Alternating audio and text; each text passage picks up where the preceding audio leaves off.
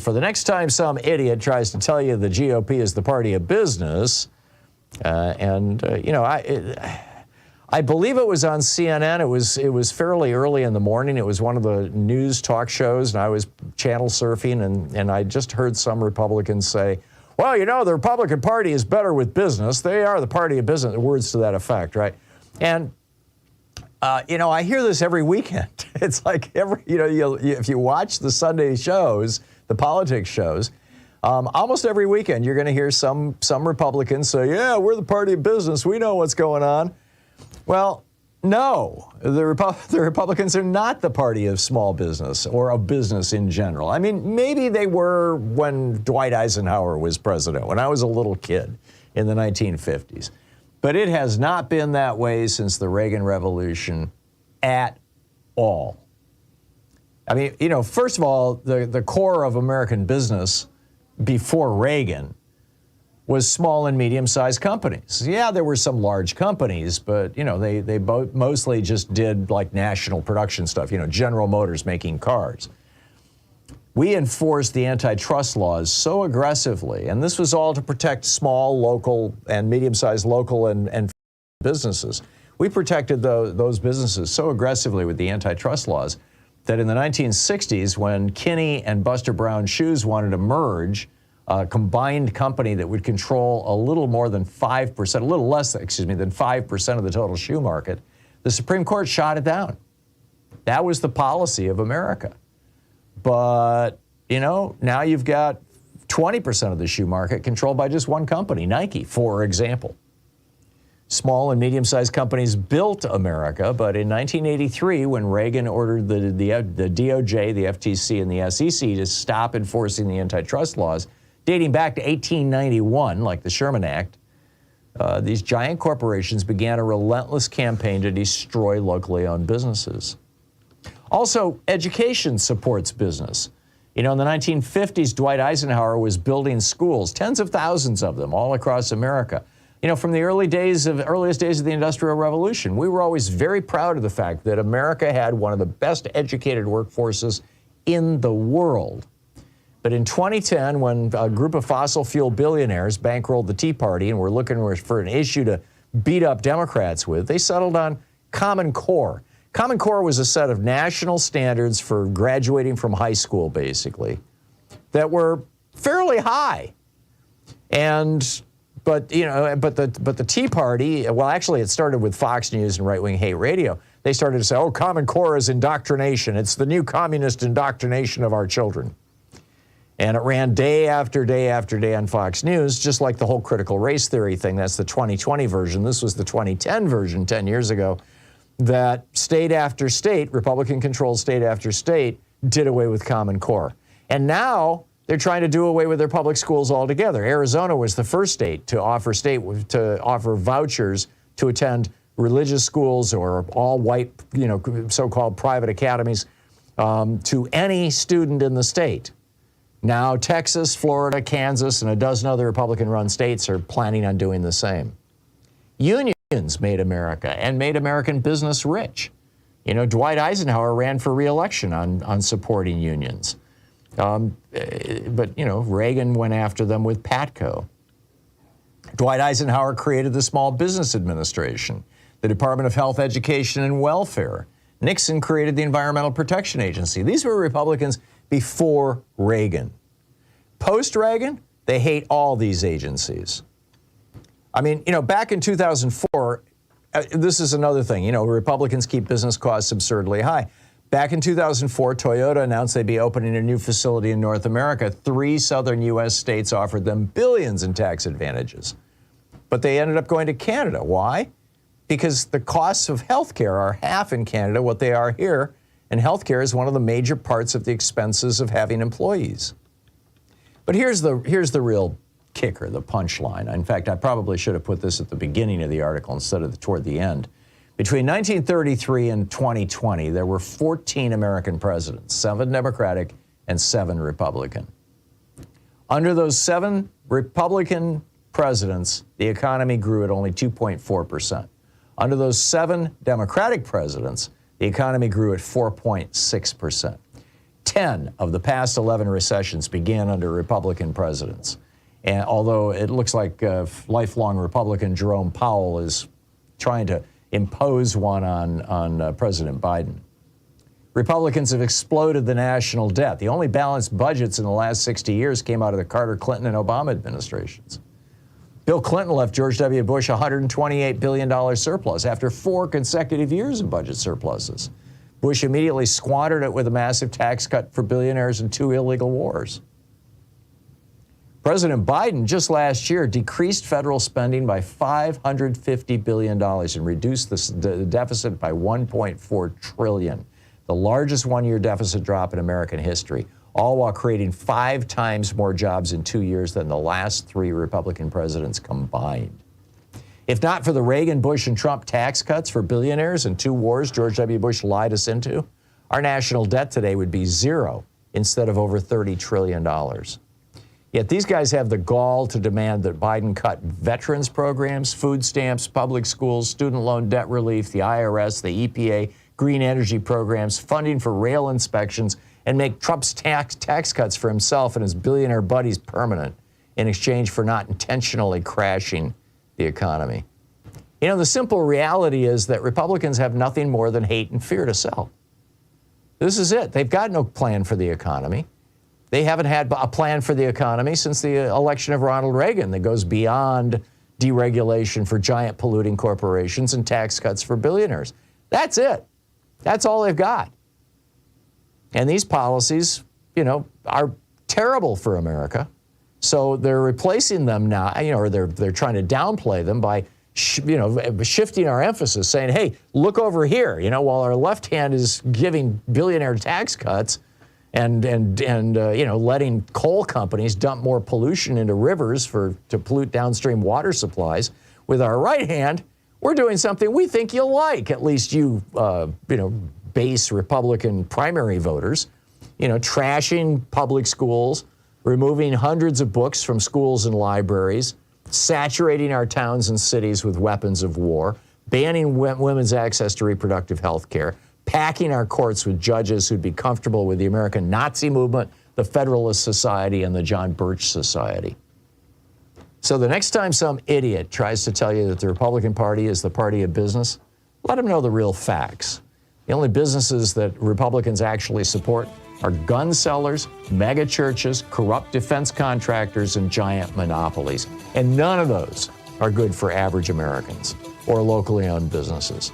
In addition to bringing you the Thom Hartmann program here on Free Speech TV and Video Media Online, we also have a whole set of ways you can interact with us and tools you can use to spread the word about the importance of democracy and the threats to it in our republic. First, there's your daily homework. Sue Nethercutt puts together a daily email newsletter that has a link to every story I discuss on the air, so you can find my sources and you can share them with your friends. It's free and you can sign up at thomhartmann.com. Second, I publish my daily take every day over at the hartmannreport.com website. That's also free if you want the daily 5 days a week rant in your inbox. No ads either. Third, we have the podcasts. There's the free 1-hour version of our daily show that's advertising supported. You can find that wherever you get your podcasts normally. And then there's also the podcast of the entire 3-hour show with no advertisements, and that's available by subscription over at thomhartmann.com. So check them all out at thomhartmann.com and hartmannreport.com.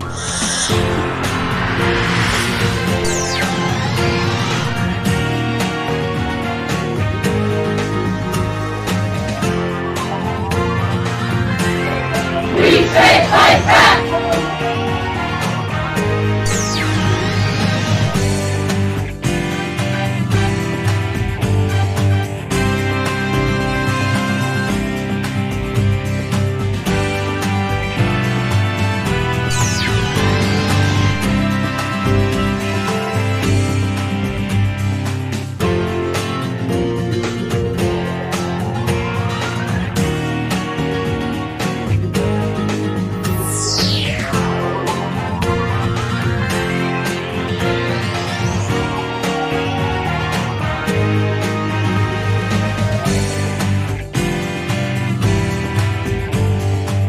Well, it's the day after Juneteenth, and we are still running our whatever you call it, program, where one of you who contributed yesterday or today will, any amount, any contribution, will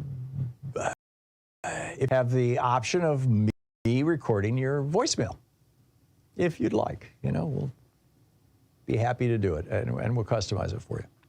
So there's that as an incentive, something we're trying to toss in to get people to go, oh yeah, well, I should call now. Also, in these two-day period, we're trying to raise $25,000, kind of a Juneteenth celebration, and, you know, to help fund Free Speech TV, to keep this television network on the air, to keep the great messages that Free Speech TV promulgates and, you know, has every day. There's a lot of talent on this network. There's a lot of content on this network. There's a lot of work that goes into making a television network work. And the people at Free Speech TV are just doing a spectacular job of this. And I'm really grateful for them, and I hope you are too. And you know, one of the things that I know, and you know, it's no secret in the nonprofit media business, is that probably somewhere in the high 90% of the people who watch this program, even who watch it every day, don't contribute to help keep it alive, to help keep, you know, this, our end of the program and Free Speech TV's end of the program. I mean, we're two separate business entities, as it were, or two separate entities. But some of your contribution to Free Speech TV does come to us to help give us the ability to deliver this to you. It's not cheap on our end or on Free Speech TV's end to produce a television program and to deliver it. You know, the technical side of it and all the satellite stuff and everything else, you know, has a lot of expenses associated with it as well. So your help is really needed and is really important to us. And frankly, to all the other programs on Free Speech TV. And we started out with a good, strong week last week. Yesterday was a little soft. We need to pick it up here today.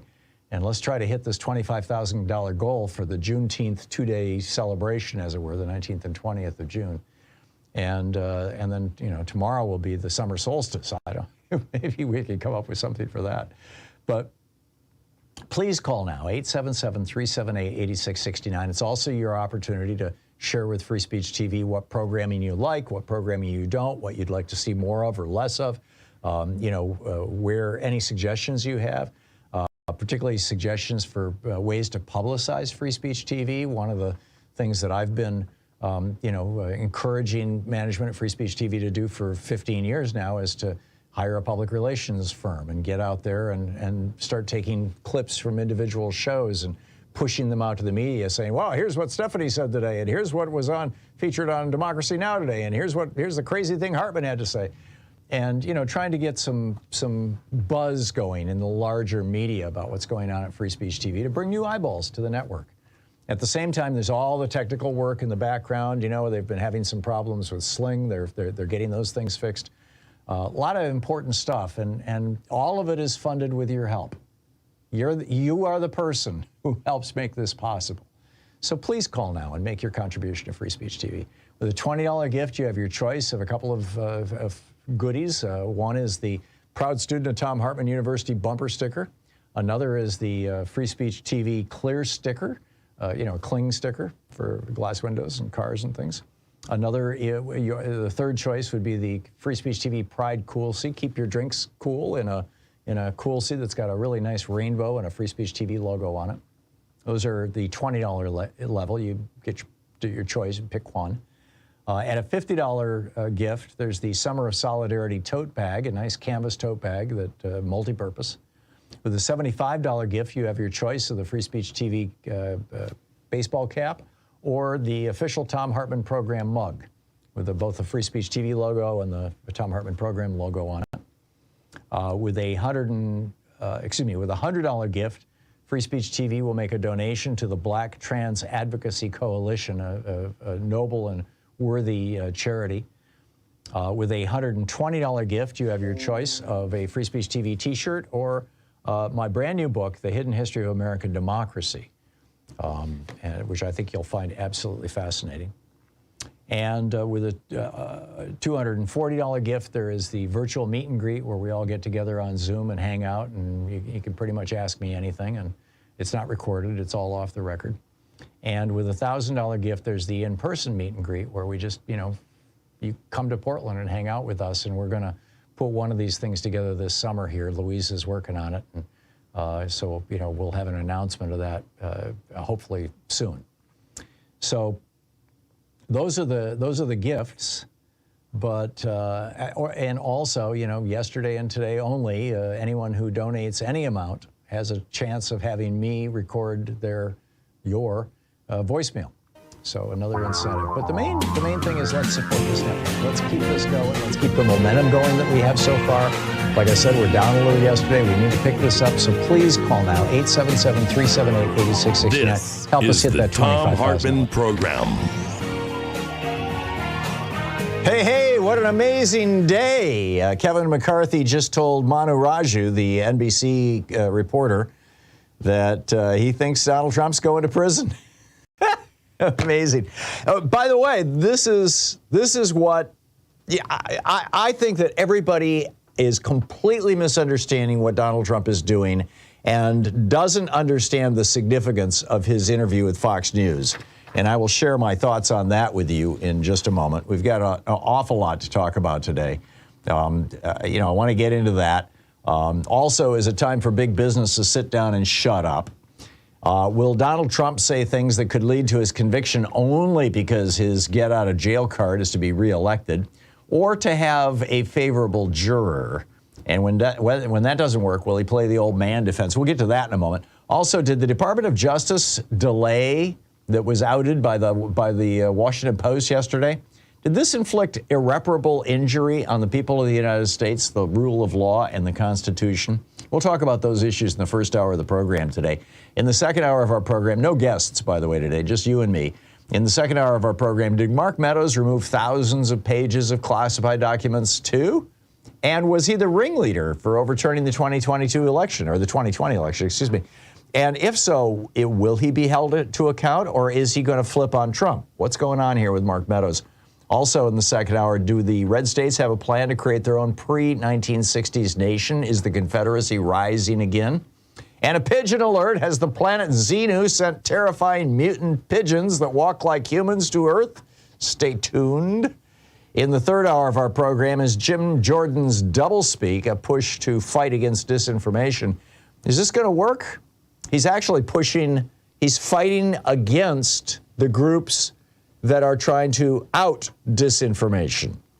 And amazing work in I believe, the New York Times today. Also, Norway is going to mandate a 40% quota for women on company boards. Now, they already did this a couple of years ago for women on the boards of publicly traded corporations. But now they're saying smaller companies, 30 employees or larger, privately held corporations, 40% of your board members need to be women. We'll talk about that in the third hour and what it means. But I want to start out by talking about Donald Trump and what's going on with, or at least share my take with you on this. Trump is, the mythology here is that Donald Trump is running for president, and we should all be real worried because he's got a chance. He could become president. I'm telling you, every sane Republican out there, including Brett Baier, knows that there's no chance Donald Trump is ever going to get elected president again, or almost no chance. I suppose, if Joe Biden fell over dead tomorrow and then Kamala Harris did the same thing and some idiot got put in, what would that be? Kevin McCarthy would become president. God, think about that for a moment. He's number 3 in line, or number 2 in line behind. And if Kevin McCarthy became president, then, maybe it would set up Trump. I don't know. But the bottom line here is that Trump isn't really running for president. He announced that he was running for president early for 2 reasons. Number one, because he thought that the Department of Justice would not prosecute him if he was running for president. He saw this as a preemptive move against going to jail. And number 2, it's a great way to make money. Running for president is the best, most profitable scam Trump has ever done. And being president gave him entree to in Oman now. He's got a hotel he's building that's making him a fortune. His family's gotten over $2 billion from the Saudis. We don't know how many hundreds of millions of dollars they've given to him for the Gulf tour and all this stuff. Paying him off for the documents that he stole that he passed along to them and the top secret intelligence that Jared Kushner gave MBS from Donald Trump's daily brief, according to the Jerusalem Post. So, I don't think that Trump is seriously running for president. I think he's pretending to. He knows he can't win. The Republican Party knows he can't win. And even if he's the nominee, he's not going to win. So what is this all about? Why is he going on Fox News and actually confessing that he did exactly what he has been charged with, which is taking classified documents or taking sensitive national security documents and keeping them after he'd been subpoenaed? And what's his rebuttal to Brett Baer? He said it over and over again. I won the 2020 election. I'm still president. So follow this logic chain here, because I'm telling you, this is going to be his defense when he gets into court. Number one, I'm still president. The election was stolen from me. So those documents, I'm entitled to those documents because I'm still president. Number two, get a juror who believes that Donald Trump is president. Keep in mind, 60 to 80%, depending on the survey, the poll that you're looking, between 2/3 and 3/4 of all Republicans believe that Donald Trump won the election. It was stolen from him. So you get a juror who believes Trump is still president. And number three, all it takes, and Trump knows this, all it takes is one juror to hang a jury. And that's it. It's over. He's free. So when he talks to Brett Baer about, well, I could do that. I won the election. He's not saying this to Brett Baer. He's not saying this to Fox News. He's not saying this to all the pundits who are going, oh my God, Donald Trump just handed the conviction. No, he's saying this to the jury pool in Fort Pierce, Florida. That's his goal here. And, of course, he's also saying it to his donor base, the QAnon nuts who believe that he is still president, who want to continue giving him money so that, he will fulfill his promise and, rise up and take over America again, maybe when the Civil War starts, when the Proud Boys start killing people or something. You've got to understand the world that this guy lives in. He has the people around him convinced that this is true, or at least he thinks he has them convinced of this. And like I said, all he needs is one juror. Legal experts are like, oh my God, it's a huge blunder. No, it's not. He's doing this for a reason. His lawyers are not telling him not to do this. Or if they are, he's ignoring them because he's following his political instincts. And he doesn't care about the legal system. He's never been held to account in the legal system. He's always been able to get out of it, just like every major mob boss, or most of them. And keep in mind, his mentor was Roy Cohn, who was the top lawyer for the Gambino crime family in New York. Trump thinks like a mob boss. How do I manipulate the jury? Well, here it is. This is what he's doing. By the way, Aileen Cannon, has set the tentative date for the trial for August 14th, and it's going to be held in her courtroom in Fort Pierce, Florida, not in Miami. Fort Pierce, by the way, is a town that is pretty much 50-50, Democratic, Republican. I looked up the vote in the last couple of elections. And, it's not one of these, fully cracker counties that are, 80% Trump. This is 50-50 county. But all it takes, and she said the pretrial motions all have to be filed by July 24th. But again, all it's going to take is one juror to say, no, I will not vote for conviction, to hang that jury. And that is what Trump is counting on. Meanwhile, Kevin McCarthy, I believe I mentioned this, but this is his quote. He just told Manu Raju that Donald Trump is going to prison. He said, do you think, he's speaking to the Hunter Biden conviction or plea deal. Hunter Biden has said, okay, I'll plead guilty to tax evasion and to illegally possessing a gun. And in exchange for that, I don't go to prison, I don't go to jail, I get home detention, and I have to, for 24 months, be drug tested every month. And, you know, Trump is going, oh, that's like a traffic ticket, which is what he's hoping he'll get. But this is what Kevin McCarthy said to Manu Raju. He said, do you think it's equal and fair that a political opponent is going to be given jail time, but a presidential son, and if you compare this to other individuals in America that have the same accusations, again, the same crime, they get 10 years for another period? Do you think it's equal and fair that a political opponent is going to be given jail time? So Kevin McCarthy is fully expecting Trump is going to go to jail. Interesting stuff. We live in very interesting times. I'm telling you, this is what I think is going on. I really do. Is that, you know, Donald Trump is, boy, I just noticed that the phones have been locked out. I just unlocked them. If you're trying to call in, my apologies. That Donald Trump is, you know, he's not really running for president. He's running for not going to jail. We'll be right back at 16 minutes past the hour. This is the Thom Hartmann Program. We'll be right back. Stay with us.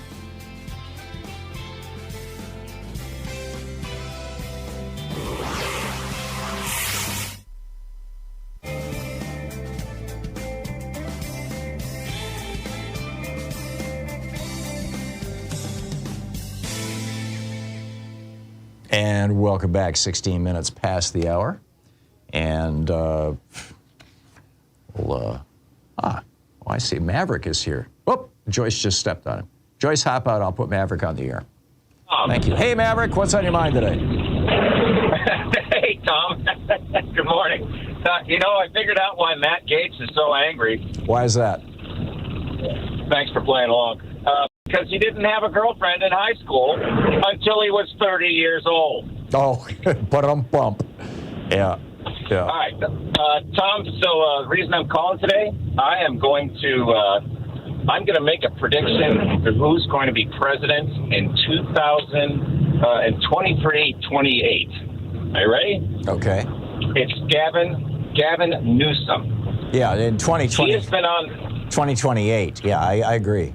Go ahead. He has been on TV quite a bit lately. I've seen him on Fox.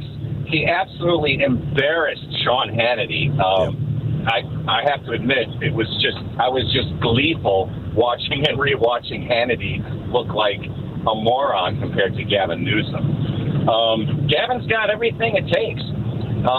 He needs to stop shaking his finger at camera when he talks and at people when he talks. That's a little aggressive. Well, this is how you learn. But, you know, when you get the national spotlight on you and you make a few mistakes and you get called on it, that's how you learn. I think that Gavin Newsom is running for president in 2028, but I think he's also getting out ahead of this cycle just in case, God forbid, anything happens to Joe Biden, which would throw open a Democratic primary. Oh, that's interesting. I hadn't thought about that. I just think he's starting his campaign for 2028 now, and I'm also going to predict that Liz Cheney running an opponent. So you think Liz Cheney's going to do what? There you go. Liz Cheney will be his opponent.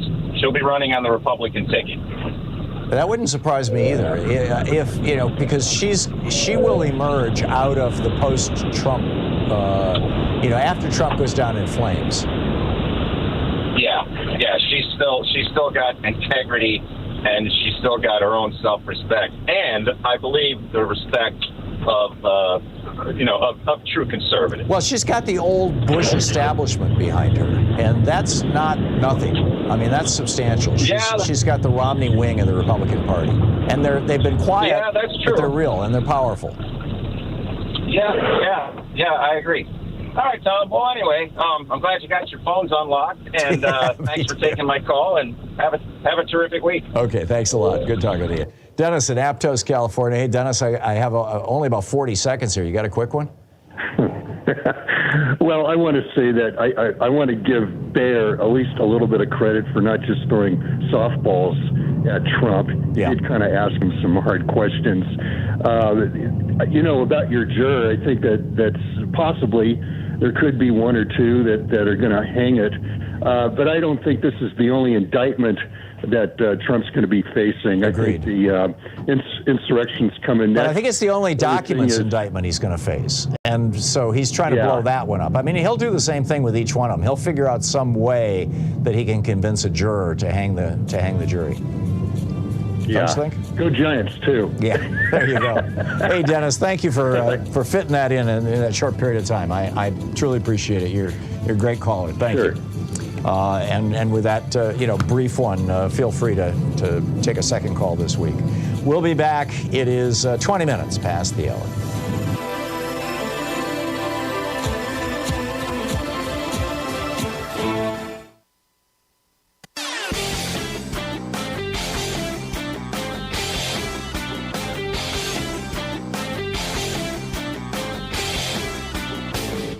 Change starts with you. You can be calling your Democratic or Republican representatives to let them know what you think by calling 202-224-3121. It's the Capitol switchboard. It'll get you right through to them. So every time we have an election, I mean, most recently we saw this in 2022, Putin and Mohammed bin Salman, Russia and Saudi Arabia, start raising the price of oil, basically to stick it to the Democrats, hoping that they can lose power. I mean, it worked in 2022. They got their majority in the House of Representatives. And you'll recall all those $6 gasoline and $5 gasoline, and everybody squealing about it, and the little stickers they were putting on pumps with pictures of Joe Biden saying, I did this. Well, they're preparing to do it again. They've cut production, Saudi Arabia and Russia, and it's going to get a whole lot worse over the course of the next year as we're heading toward 2024. So what can we do about this? Well, I have a very specific proposal, and by the way, 70 different environmental groups have joined in this, along with Senator Ed Markey and several members of Congress, and that is to ban the export of American-produced crude oil. Make America energy independent, and we control the price. There's a piece about it over at HartmannReport.com. Check it out.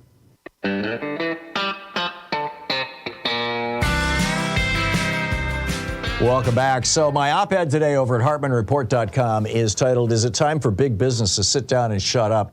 It's based on one particular story, but it's meta to stories that are happening all over the country right now.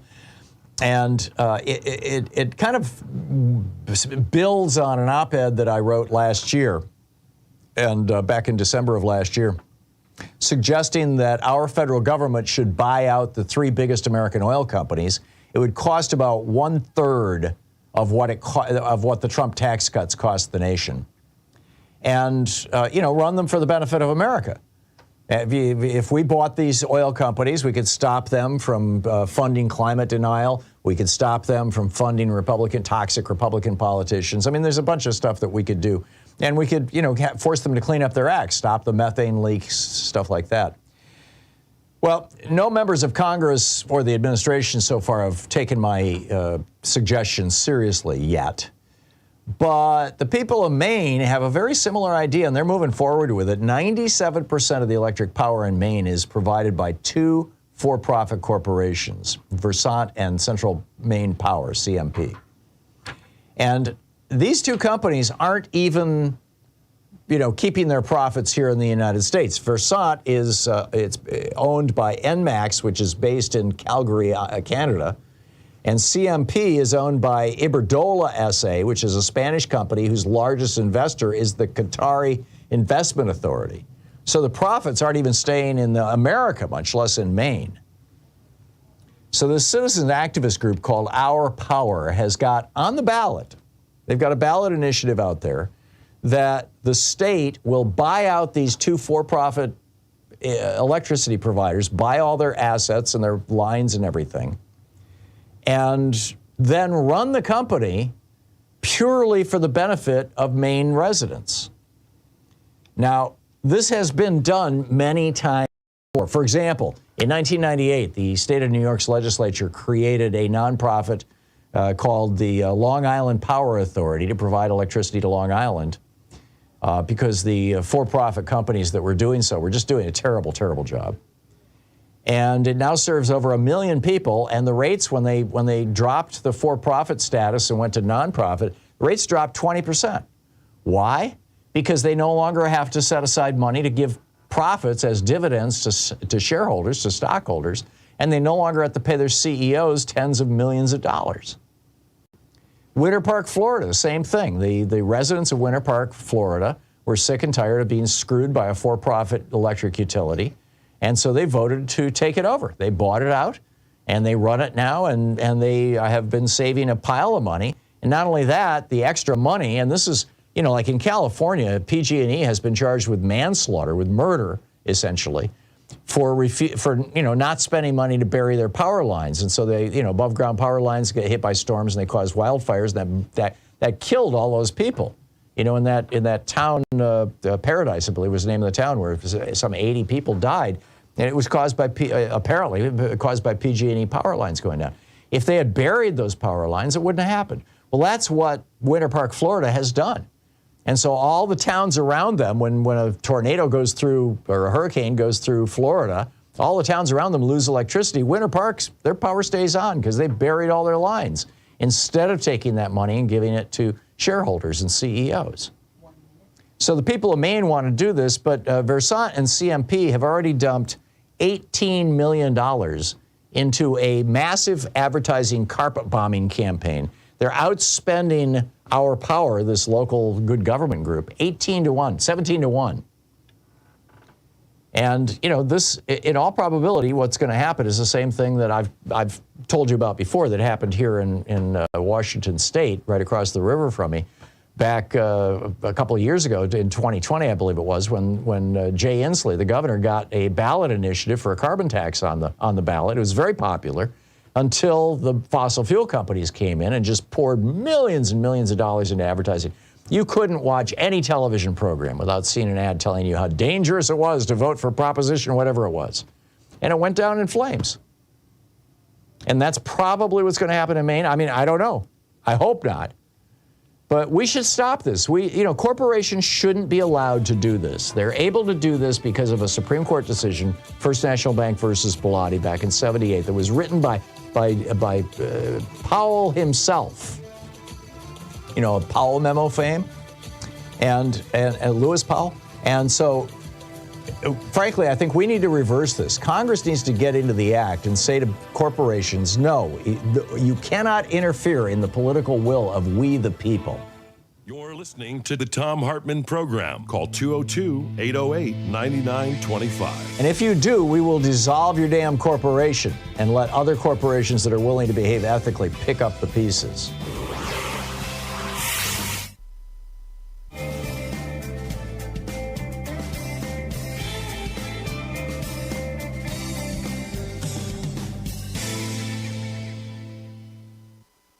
Well, it's the day after Juneteenth, and we are still running our, whatever you call it, program, where one of you who contributed yesterday or today will, any amount, any contribution, will have the option of me recording your voicemail, if you'd like. You know, we'll be happy to do it, and we'll customize it for you. So there's that as an incentive, something we're trying to toss in to get people to go, oh yeah, well, I should call now. Also, in these two-day period, we're trying to raise $25,000, kind of a Juneteenth celebration, and you know, to help fund Free Speech TV, to keep this television network on the air, to keep the great messages that Free Speech TV promulgates and, you know, has every day. There's a lot of talent on this network. There's a lot of content on this network. There's a lot of work that goes into making a television network work. And the people at Free Speech TV are just doing a spectacular job of this. And I'm really grateful for them, and I hope you are too. And one of the things that I know, and it's no secret in the nonprofit media business, is that probably somewhere in the high 90% of the people who watch this program, even who watch it every day, don't contribute to help keep it alive, to help keep, our end of the program and Free Speech TV's end of the program. I mean, we're two separate business entities, as it were, or two separate entities. But some of your contribution to Free Speech TV does come to us to help give us the ability to deliver this to you. It's not cheap on our end or on Free Speech TV's end to produce a television program. and to deliver it. You know, the technical side of it and all the satellite stuff and everything else, you know, has a lot of expenses associated with it as well. So your help is really needed and is really important to us. And frankly, to all the other programs on Free Speech TV. And we started out with a good, strong week last week. Yesterday was a little soft. We need to pick it up here today.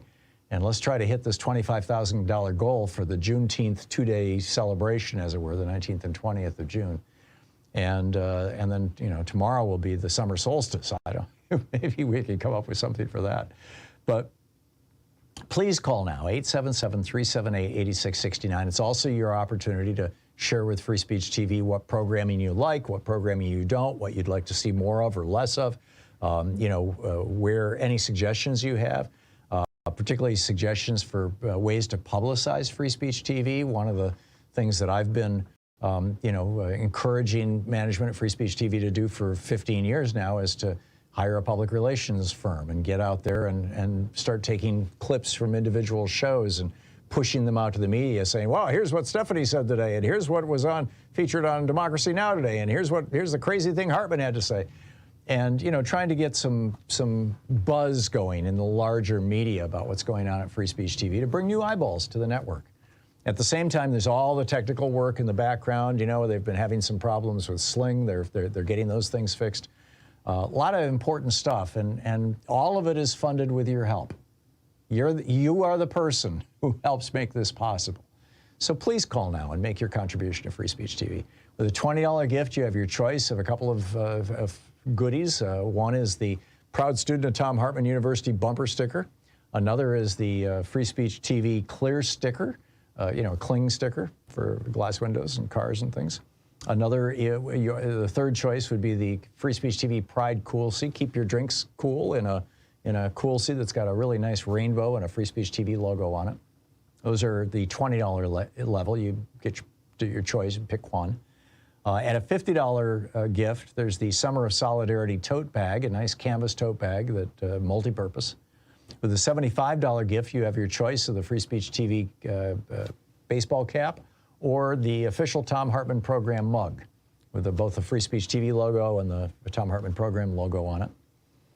With a $100 gift, Free Speech TV will make a donation to the Black Trans Advocacy Coalition, a noble and worthy charity. With a $120 gift, you have your choice of a Free Speech TV t-shirt or my brand new book, The Hidden History of American Democracy, which I think you'll find absolutely fascinating. And with a $240 gift, there is the virtual meet and greet where we all get together on Zoom and hang out, and you can pretty much ask me anything, and it's not recorded, it's all off the record. And with a $1,000 gift, there's the in-person meet and greet where we just, you know, you come to Portland and hang out with us, and we're gonna put one of these things together this summer here. Louise is working on it, and so, you know, we'll have an announcement of that hopefully soon. So those are the gifts, but and also, you know, yesterday and today only, anyone who donates any amount has a chance of having me record your voicemail. So another incentive. But the main thing is, let's support this network. Let's keep this going. Let's keep the momentum going that we have so far. Like I said, we're down a little yesterday. We need to pick this up. So please call now, 877-378-8669. Help us hit that $25,000 goal. Thank you so much for your support.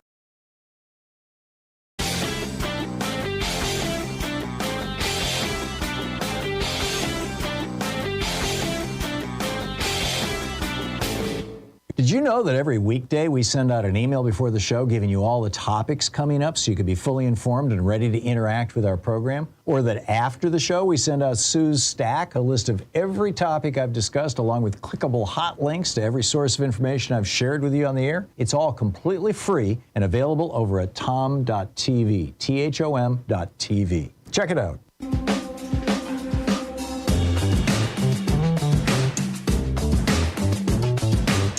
Welcome back, 34 minutes past the hour, and amazing. Did the Department of Justice's delay inflict irreparable injury on we the people? I just, you know, and the rule of law and the Constitution. This is very, very troubling, and I just want to pontificate about this for a moment or two, and then I'll pick up your phone calls here.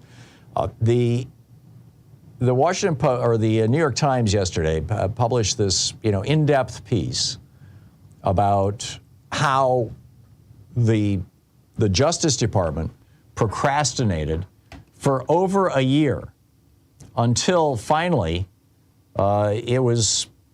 They were basically forced into investigating starting with the documents, but really January 6th. And that investigation is ongoing. The grand jury is still hearing witnesses in Washington, D.C., and I think that's going to be the big prosecution. I think this documents case is going to be a small prosecution compared. And I think that's why Jack Smith doesn't care that it's alien canon. And Donald Trump, thinks that he can get out of it, and maybe he can if he can get a juror to hang. Who knows? But this reporting in the New York Times suggests that, or doesn't suggest, comes right out and says that this delay, that there was a delay, that there was an intentional delay in the investigation itself. Now, you've got a Republican Trump appointee running the FBI, Chris Wray, who is apparently arguing against investigating Trump. Surprise, surprise. And I really believe that President Joe Biden should be replacing Chris Wray right now. There has never been a Democrat who was Attorney General. For some reason, Democratic presidents buy into the same BS myth that Republican presidents promulgate, that Democrats are soft on crime. You can't have one as a top cop. Give me a break. So, fire Chris Wray and appoint somebody who's going to do the job. Chris Wray was there during some of Trump's worst abuses, and he did absolutely nothing about it. And then he prevented the FBI for over a year from investigating this. And it wasn't until basically the January 6th committee and Rachel Maddow shamed them into it. And that's the gist of this article. Now, that's no way to run a country.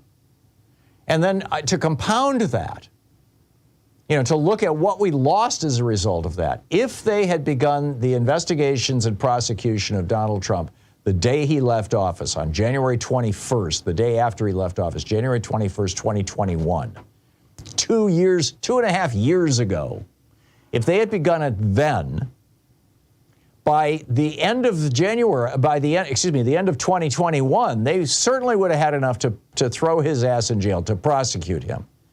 And by the end of last year, you would have had several court cases resolving, and Donald Trump would not be the front runner for the Republican nomination for president. In fact, he would probably be in prison right now, which would spare the GOP a lot of anguish and would spare the country a lot of pain. But, oh no, Merrick Garland was afraid to look like he was being political. And Chris Wray was doing what Chris Wray does, which is, cover up for Donald Trump. That's why Trump put him in as head of the FBI.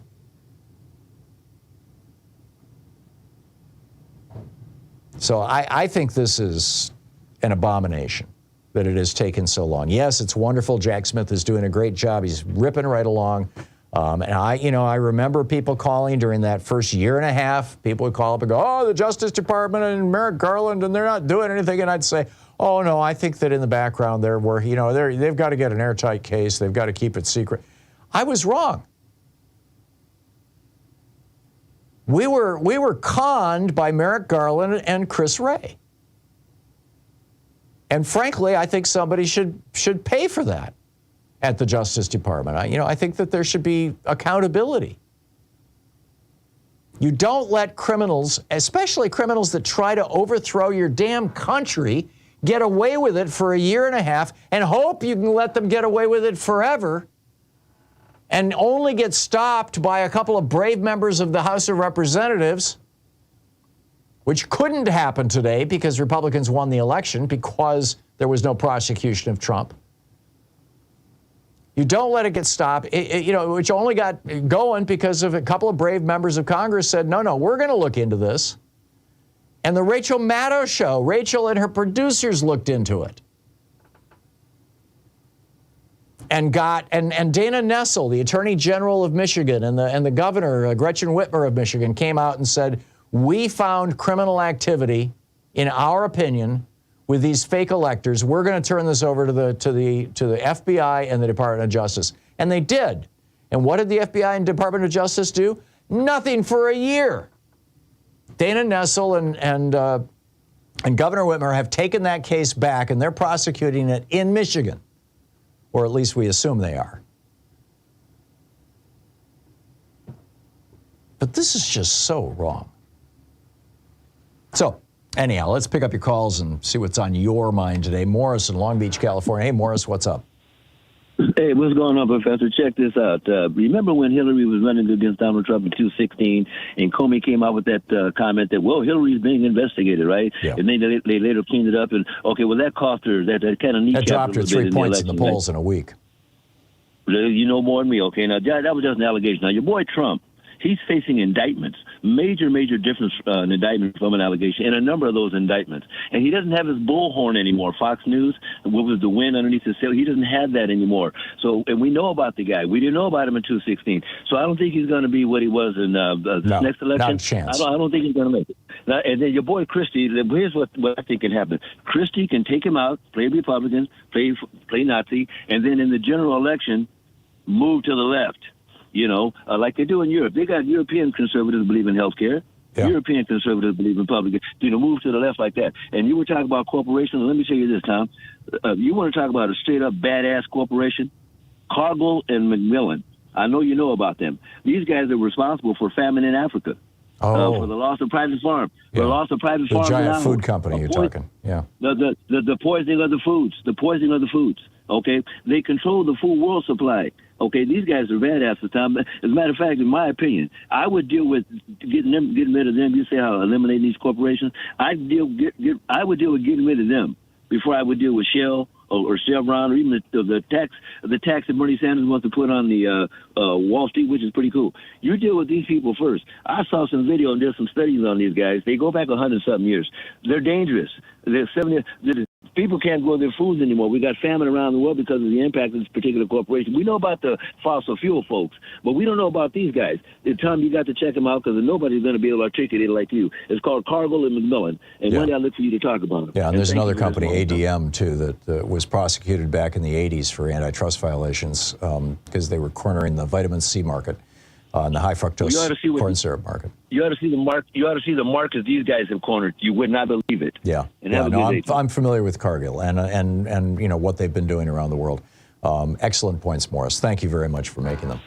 Roya in Los Angeles. Hey, Roya. Thanks for listening to KPFK. What's up? Hey, Tom. How are you doing today? Great. What's on your mind?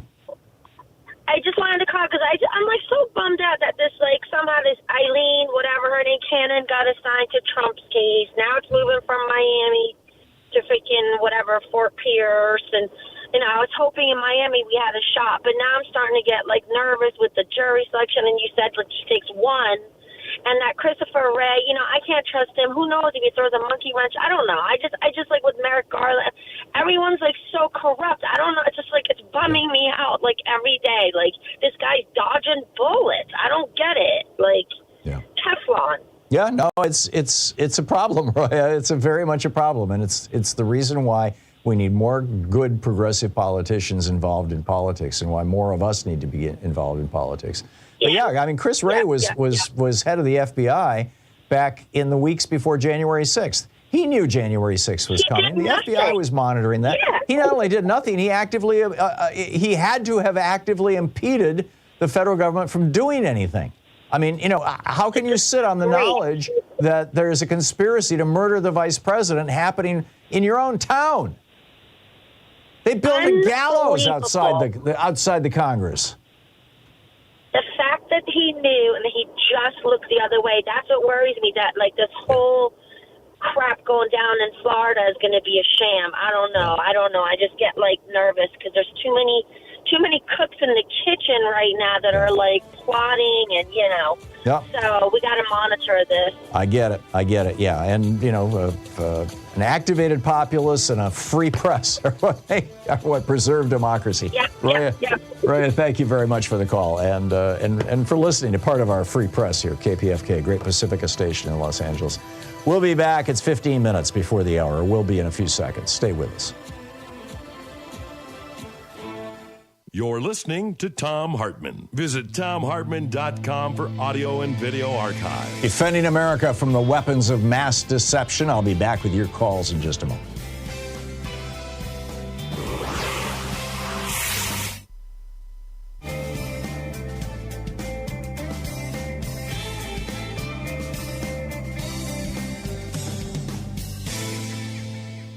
And welcome back. Jim in Austin, Texas. Hey, Jim, what's on your mind today? Yeah, Tom, I'm a little concerned. You said that one juror would let Trump walk, and I hear that frequently. Actually, that one juror would simply, voting against that, would result in a mistrial. There would be no verdict, and the prosecution then could decide whether or not to retry the case. Are you an attorney? Yes. So I thought that, and you may well be right. I mean, I've heard both things said, and I'm not a lawyer. But my understanding was that if you don't get a unanimous conviction, that doesn't mean that the person that they get to retry you. That's double jeopardy. That means that you didn't get convicted. No, there's been no verdict in the case, and there's potential for a retrial. That's the judgment. That's on the prosecution's judgment. I can be corrected, but that is what would be the alternative verdict to guilty? Not guilty? Well, of course, that's always the alternative. But if you don't have a unanimous jury, you don't have a verdict, and it's a mistrial. Interesting. Okay. I mean, I'm certainly ready for somebody to correct me, but maybe jurisdictional. I'm standing right here waiting to see a friend of mine who's a retired federal judge, and he can correct me. Yeah. But, well, and it might be the Texas laws, although this is federal. I'm talking about federal law. Yeah, this is federal. You raise a really interesting question, Jim. You got a situation in which one person goes completely against. I believe that's going to result in a mistrial and the potential for the prosecution to try again. Yeah. In many cases, they never do try again. Right. In this case, they might go for a trial. Right. And okay. I understand your jeopardy question. Yeah. Hopefully somebody can call and either confirm or knock down your argument there. Yeah. Because I'll tell you, I'm not a lawyer. I don't know. Jim, thank you. Thanks for the call. Appreciate it. Pearson in Lamarck, Texas. Hey, Pearson, what's on your mind today? Good morning, Tom. Given your outstanding level of service and discipline, I think we could cut you some slack. What did I do wrong? Past year plus that the DOJ has not done their job. Who I lay blame on? The New York Times. They're supposed to be the paper of record, and I blame them for always giving us the news when we don't need it instead of in real time. But that's not why I called. You inspired a proposal of mine, a tongue-in-cheek proposal, less than an hour ago. You said something about Donald Trump. The way you framed the money that he has, you referred to his hotel deals and all that he's made. Well, let's remind ourselves that while he was in the White House, he conducted personal business on our time, on our dime, using our federal office spaces. Therefore, he and his family, the money that they've made illegally, by the way, is not their money. It's our money. So we need to socialize all the way. In other words, we need to nationalize Trump's hotels. That would be fun. And we need to put Donald Trump's people on salary. We could use them to house homeless people. Yeah, we can have the top floors of the hotel for that, and below floors paying customers, and we could put some of Trump's people on salary, the ones who haven't committed any crimes, of course. Yeah. Hire Stephen Miller as the janitor. There's a lot you can do. There you go. Pearson. You're back in the aces, Tom. Have a good day. Thanks a lot, Pearson. Good to hear from you. We'll be right back. Stay with us.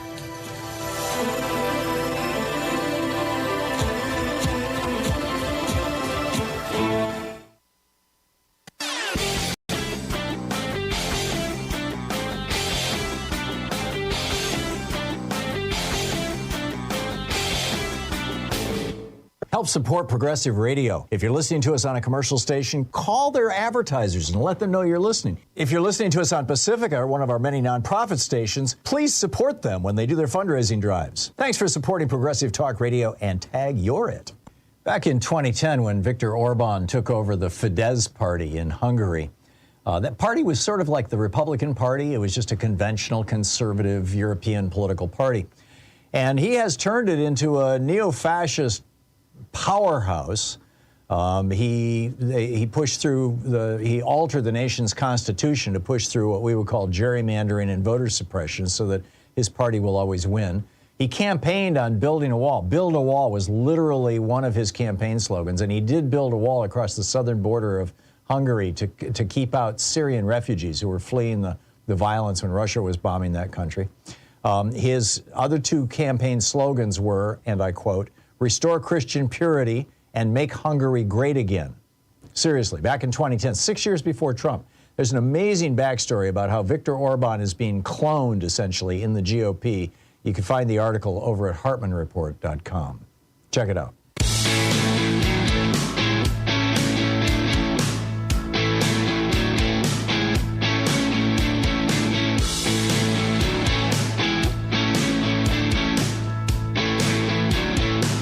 Welcome back. 51 minutes past the hour. Picking up your calls here. Mike in Fresno, California. Hey, Mike, what's on your mind today? The Supreme Court, the Citizens United. I need you to talk me down. In 2024, don't we need 60 senators, control of the House of Representatives, and a president in order to overcome the filibuster and get rid of Citizens United and a whole bunch of other things? Yeah, it would take 60 senators to, well, yes and no. 60 senators are necessary to break a filibuster in the Senate. That said, the filibuster rule is merely a rule. And a simple majority of senators, 50 plus the vice president, can put forward a motion to change the rules of the Senate. Right now, the Senate is 50-50. They can put forward a motion to change the rule of the Senate and either end the filibuster or modify it by, for example, drilling a hole in it. This was done 2 or 3 times in the last couple of years. I don't recall the specific cases, but there were holes drilled in the filibuster. I believe there was one done just to preserve a carried interest loophole. I might be wrong on that, but this has been done multiple times. And in fact, they tried to do it for the Voting Rights Act, the We the People Act, and that also would have reversed large parts of Citizens United, that would have put limits back on money in politics. And the two Democrats who refused to go along, who refused to provide the 50 votes necessary to drill that hole in the filibuster, were Kyrsten Sinema and Joe Manchin, which is why I think that both of them are going to have a real challenge this time around in their re-elections. But that's, really all we need is a majority that is willing to confront the filibuster, Mike. It could be a 51 vote majority. It could be a 50-50, with the vice president, and you've got Democratic control of the Senate, and we could deal with the filibuster. So, the 60 votes is not the absolute. So there is a chance we could get rid of dark money. Yes. And we don't have to wait on 60. Can I make a quick comment about Paradise? Sure.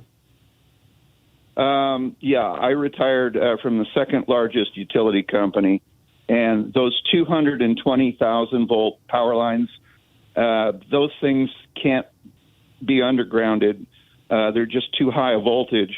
Mm-hmm. And for example, my company put in 1 mile underground, and it cost over $1 million just to put 220,000 volts underground to get to an underground powerhouse. Yeah, I've heard that it costs about $1 million a mile to bury them, which is why PG&E didn't want to do it. They instead paid millions of dollars to their senior executives. Yeah, but when you have power lines in the U.S. Forest Service, we used to have to clear the ground on both sides and underneath the power lines. And in the 90s, we contracted that out to someone else. And I suspect PG&E's done the same thing. Yeah. So, well, I think the charge against them wasn't that they failed to bury the power lines in this manslaughter case. It was that they had failed to trim the trees around the power lines. So when the storm came, the trees took down the power lines. Yeah, so, no, actually, there was a shackle. There was a metal shackle that had been abraded to the point that it failed, and the line fell down on the ground. Okay, so it was a lack of maintenance. They were busted for a lack of maintenance for sure. Yeah, that was like a 100-year-old power line. Jeez. But the cost of putting that underground, it makes a lot more sense to clean. Down to dirt. Just take care of it, because birds are catching on fire between the wires and falling on the ground. Mm-hmm. And they actually have a policy to if there's any feathers, they have to give those to the local Indians. But putting those high-powered tension lines underground are very costly. Thank you for your time. Yeah, thank you, Mike. Andy in Wilmington, Delaware. Andy, what's on your mind today? Hi, Tom. I'd like to talk about strategy with these Trump indictments. Let me tell you what I mean. We got to bring these things down to the kitchen table. All of these lawsuits. Now, if you take the very first one in New York, I think a very narrow view of a lot of people is that, you know what, that's rich people's problem. The guy paid six figures to a girlfriend to shut her up and lied about it and used campaign funds.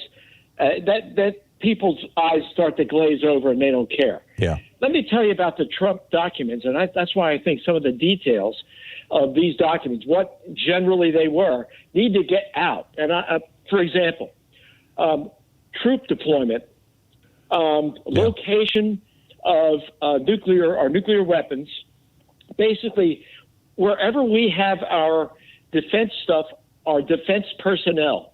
And in general, I think something that crosses party lines is support by the American people for our men and women in uniform. Yeah, this was information that Vladimir Putin would pay billions for. Right, exactly. So in other words, to get this information, not to the details, not the minutia, but to say Trump had troop deployment information, Trump had information as to the location of our men and women in places where we don't want them to know. This is our strategy for this. Right. In other words, people can understand that, don't you think? Yeah, the message has to be Trump put our troops at risk and our spies. Yes. And which is true, by the way. And you know that if this had been a Democrat who did this, that's how the Republicans would be messaging it. I'm with you. Andy, thank you very much for that. Spot on. Okay, we'll be back on the other side here. Mark Meadows, really? What's his role in all this? You're listening to Thom Hartmann.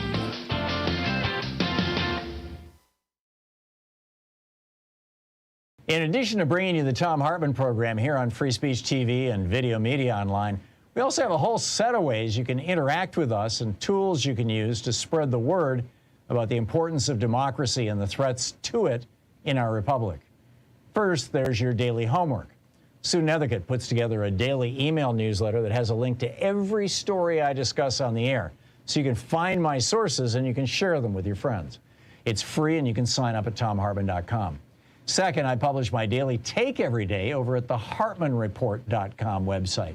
That's also free if you want the daily 5 days a week rant in your inbox. No ads either. Third, we have the podcasts.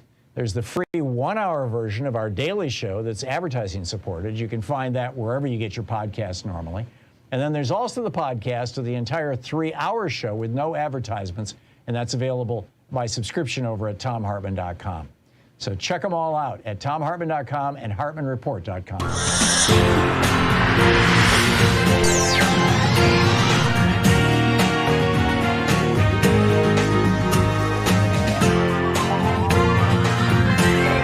We say fight back!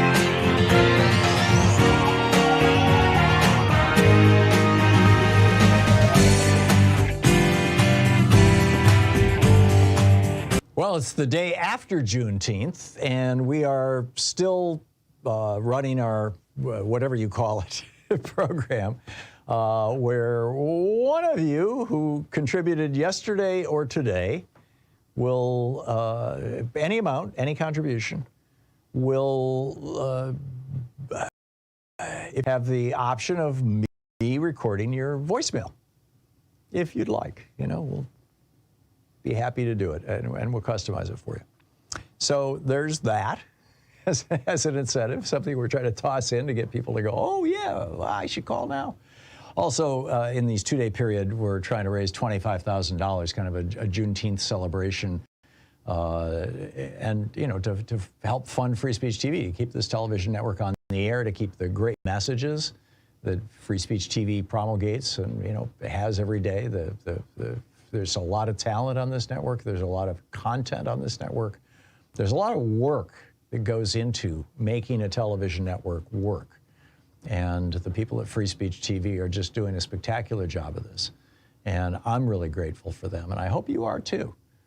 And you know, one of the things that I know, and you know, it's no secret in the nonprofit media business, is that probably somewhere in the high 90% of the people who watch this program, even who watch it every day, don't contribute to help keep it alive, to help keep, you know, this, our end of the program and Free Speech TV's end of the program. I mean, we're two separate business entities, as it were, or two separate entities.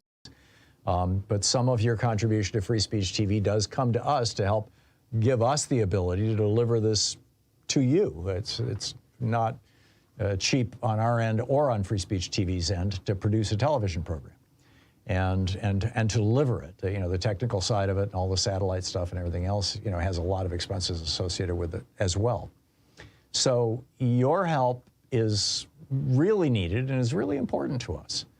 And frankly, to all the other programs on Free Speech TV. And we started out with a good, strong week last week. Yesterday was a little soft. We need to pick it up here today. And let's try to hit this $25,000 goal for the Juneteenth two-day celebration, as it were, the 19th and 20th of June. And then, you know, tomorrow will be the summer solstice. I don't, maybe we can come up with something for that. But please call now, 877-378-8669. It's also your opportunity to share with Free Speech TV what programming you like, what programming you don't, what you'd like to see more of or less of, you know, where any suggestions you have. Particularly suggestions for ways to publicize Free Speech TV. One of the things that I've been, you know, encouraging management at Free Speech TV to do for 15 years now is to hire a public relations firm and get out there and start taking clips from individual shows and pushing them out to the media, saying, "Wow, here's what Stephanie said today, and here's what was featured on Democracy Now! Today, and here's the crazy thing Hartmann had to say." And, you know, trying to get some buzz going in the larger media about what's going on at Free Speech TV to bring new eyeballs to the network. At the same time, there's all the technical work in the background. You know, they've been having some problems with Sling. They're getting those things fixed. A lot of important stuff, and all of it is funded with your help. You are the person who helps make this possible. So please call now and make your contribution to Free Speech TV. With a $20 gift, you have your choice of a couple of goodies. One is the Proud Student of Thom Hartmann University bumper sticker. Another is the Free Speech TV clear sticker, you know, a cling sticker for glass windows and cars and things. Another, the third choice would be the Free Speech TV Pride Cool Seat. Keep your drinks cool in a cool seat that's got a really nice rainbow and a Free Speech TV logo on it. Those are the $20 level. You get your choice and pick one. At a $50 gift, there's the Summer of Solidarity tote bag, a nice canvas tote bag that multi-purpose. With a $75 gift, you have your choice of the Free Speech TV baseball cap or the official Thom Hartmann program mug with both the Free Speech TV logo and the Thom Hartmann program logo on it. With a $100 gift, Free Speech TV will make a donation to the Black Trans Advocacy Coalition, a noble and worthy charity.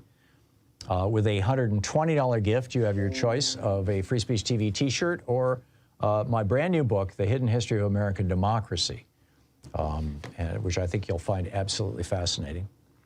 And with a $240 gift, there is the virtual meet and greet where we all get together on Zoom and hang out, and you can pretty much ask me anything, and it's not recorded, it's all off the record.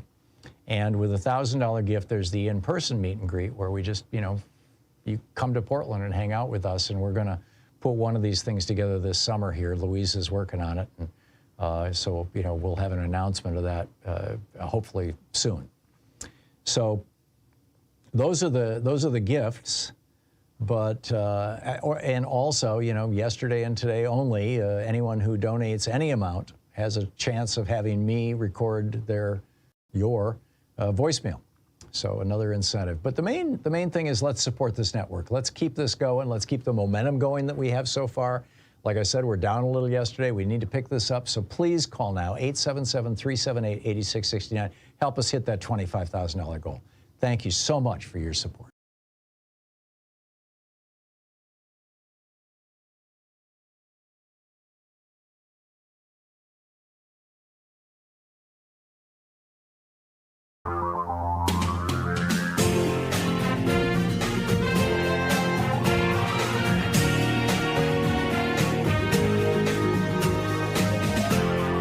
This is the Thom Hartmann Program.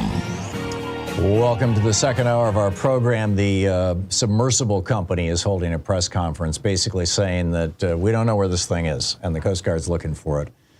That would be one of the most horrible ways to die I can think of. Yikes. Anyway, and not dead yet, right? Apparently they've got enough air for until tomorrow morning. Also, just an errata, a correction. In the last hour, I said we've never had a Democratic Attorney General, and we've had many Democratic Attorney Generals. What I meant was we've never had a Democratic FBI Director. And, Chris Wray is the last in a long line of Republicans who have been FBI directors. Republicans have been consistently appointed by Democratic presidents even as FBI directors. And it's high time, in my opinion. All righty, a few other things I wanted to talk about today. Mark Meadows. Is Mark Meadows the ringleader of this thing? Was he? Mark Meadows was, keep in mind, Mark Meadows was a creature of the Koch network. He was one of the Freedom Caucus. They call themselves the Freedom Caucus. I call them the Cokehead Caucus because most all of them are taking money directly or indirectly from, entities and billionaires associated with this network that back in the day, David and Charles Koch set up. And Charles continues to have a, considerable influence over. And Mark Meadows was, one of those guys who was heavily funded by the right-wing billionaires and their network. And in Congress, he was, he was policy-wise, he was kind of a Jim Jordan. He wasn't a fire-breathing idiot, but a little more thoughtful. But, he ended up as Donald Trump's right-hand man, his chief of staff. And what we know now, and this, came out some time ago, Talking Points Memo published this article, Mark Meadows exchanged texts with 34 members of Congress about plans to overturn the 2020 election. And, one of the more inflammatory ones that was published by the January 6th committee about a year ago was Congressman Ralph Norman, the Republican from South Carolina, saying, "Our last hope is invoking martial law. Please urge the president to do so." And, Mark Meadows has responded to some of these by saying, yeah. Here's another one. This is from Jason Miller, who was a Trump campaign advisor. And he said, you need to get he said, "I asked Al Pardo from our press shop to get in touch with Representative Mo Brooks' office since he seems to be the ringleader on the January 6th deal. They say they will have as many as 50 members of Congress on board by 1/6. We're hoping to move real numbers on the 6th. I think we need to quickly start mobilizing our real deal allies. I'm ready to go. I have bodies to help. We'll follow your lead." And then Mark Meadows replies, "Thanks, Jason. You're the best. I'll bring it up with POTUS, and I plan to meet with them on Saturday." There was a whole group of Republican members of Congress who were involved in this explicit attempt to overthrow the government of the United States. Andy Biggs, Mike Kelly, Billy Long, Warren Davidson, Chip Roy, Brian Babin, Kevin Kramer, Mark Green, Louis Gohmert, Greg Murphy, Paul Gosar, Ralph Norman, Mike Lee, Senator, Kevin Brady, Scott Perry, Ted Budd, Tom Emmer, Jim Jordan, who's leading the campaign now to cover all this stuff up by claiming that Democrats are weaponizing, right. Jim Jordan, Richard Hudson, Jody Heiss, another one who has been very, very outspoken, Barry Loudermilk, Ron Johnson, the senator, David Perdue, the senator, ex-senator, Rick Allen, Bob Gibbs, Mo Brooks, Mike Johnson, Ted Cruz, Senator Ted Cruz, Cynthia Lummis, Marjorie Taylor Greene, of course, asked for a pardon, in fact. She knew what she was up to. Representative Barry Moore, Fred Keller, Dan Bishop, Andrew Clyde. These folks should be answering for what they did. There has been no congressional investigation into this. Frankly, there should have been in the 2 years that the Democrats controlled the House of Representatives. And I consider this a major failure, frankly, of Nancy Pelosi's administration, that she never directed a committee in the House to look into their peers. Who were the people who are participating in January 6th? And of course, the January 6th committee, had Liz Cheney on it. The Democrats on that committee, including Benny Thompson, the chairman, bowed to Liz Cheney's demand that they not investigate any Republicans except Donald Trump. And I think that was just a travesty. So anyway, I want that rant on the record. I think it's important that we not let this go. And I hope that Jack Smith is looking into these people's activities on January 6th. When you go after organized crime, yes, you start at the bottom, and this was the rationale that everybody was using to justify the Justice Department seeming to do nothing for the first 2 years, year and a half anyway, solid year and a half. And you work your way up. That's the theory. But in actual practice, the Justice Department was not working their way up. They were just going after the little fish because, hey, that's easy. And it's not politically painful or difficult, and you're not going to get your butt kicked by Jim Jordan. It looks like the FBI has been successfully cowed by these Republican collaborators in Congress, many of whom actually asked Donald Trump for pardons because they knew that they were committing sedition against the United States of America. Something very close to treason. They were committing a crime against this government, and did commit. And there has been no accountability for them up to this point whatsoever. And there really should be. Meanwhile, McCurran County Commissioner Mark Jennings complained that lynchings of black people are outlawed. He said, take them down to Mud Creek and hang them up with a damn rope. But you can't do that anymore. They got more rights than we got. So this is how these crackers, this is how the white right-wing racists in rural areas of America are thinking. And out of that, what they're doing is they're building what Lapdog Community writes is over on Daily Kos, is a nation within a nation. Essentially trying to put into place laws that recreate the America prior to the 1960s. The 1960s were a big shock to the system. I wrote about this at some length in my book, The Hidden History of American Oligarchy, that back in 1951, a guy by the name of Russell Kirk wrote a book called The Conservative Mind, From Burke to Eliot, from Edmund Burke to T.S. Eliot, and from the 1700s to the early 20th century, in other words. And in that book, and in other writings, he's not quite as explicit about it in his book, in The Conservative Mind, but basically the argument that Russell Kirk was making, and keep in mind, this was the 1950s, was that the American middle class is growing right now in a way that we have literally never seen in the history of America. By the mid-1950s, more than half of Americans were in the middle class. That had never happened before.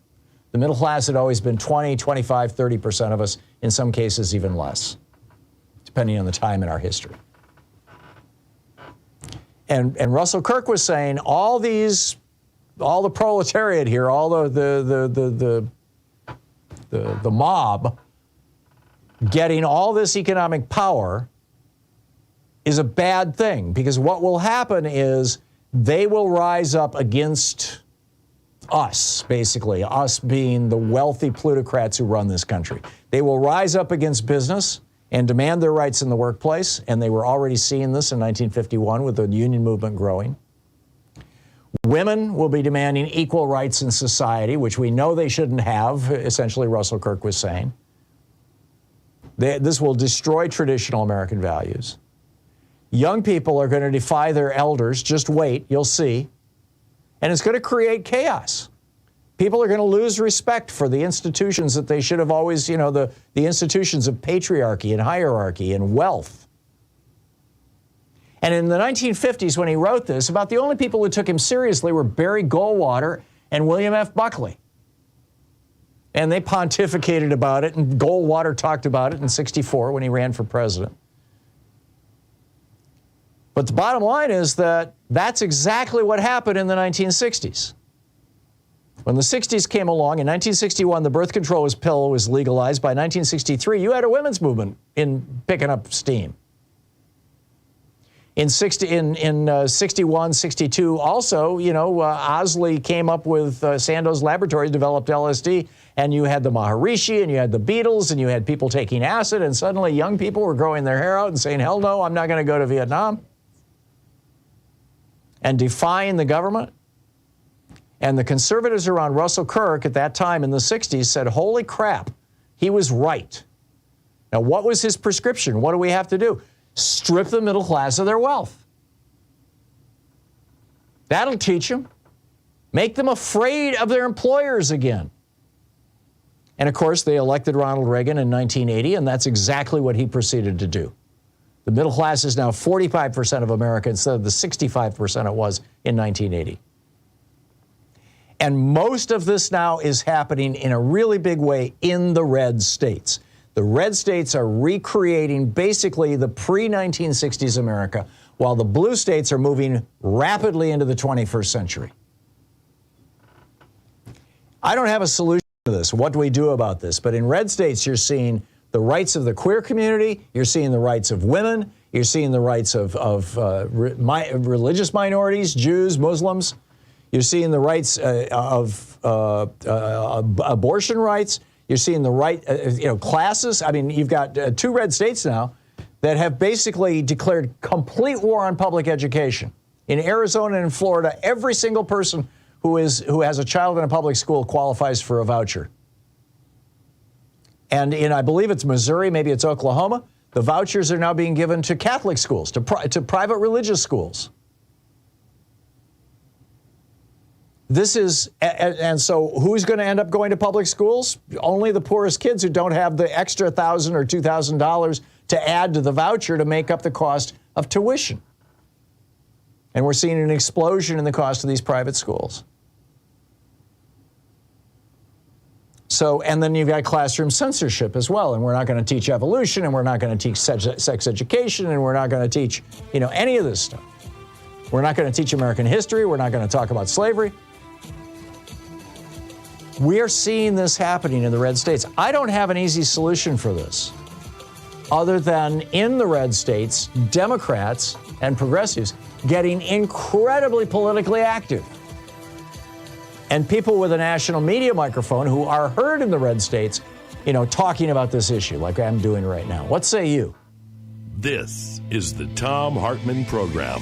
How do you think that America should deal with this? What do you think will be the result of the red states basically becoming little fortress islands?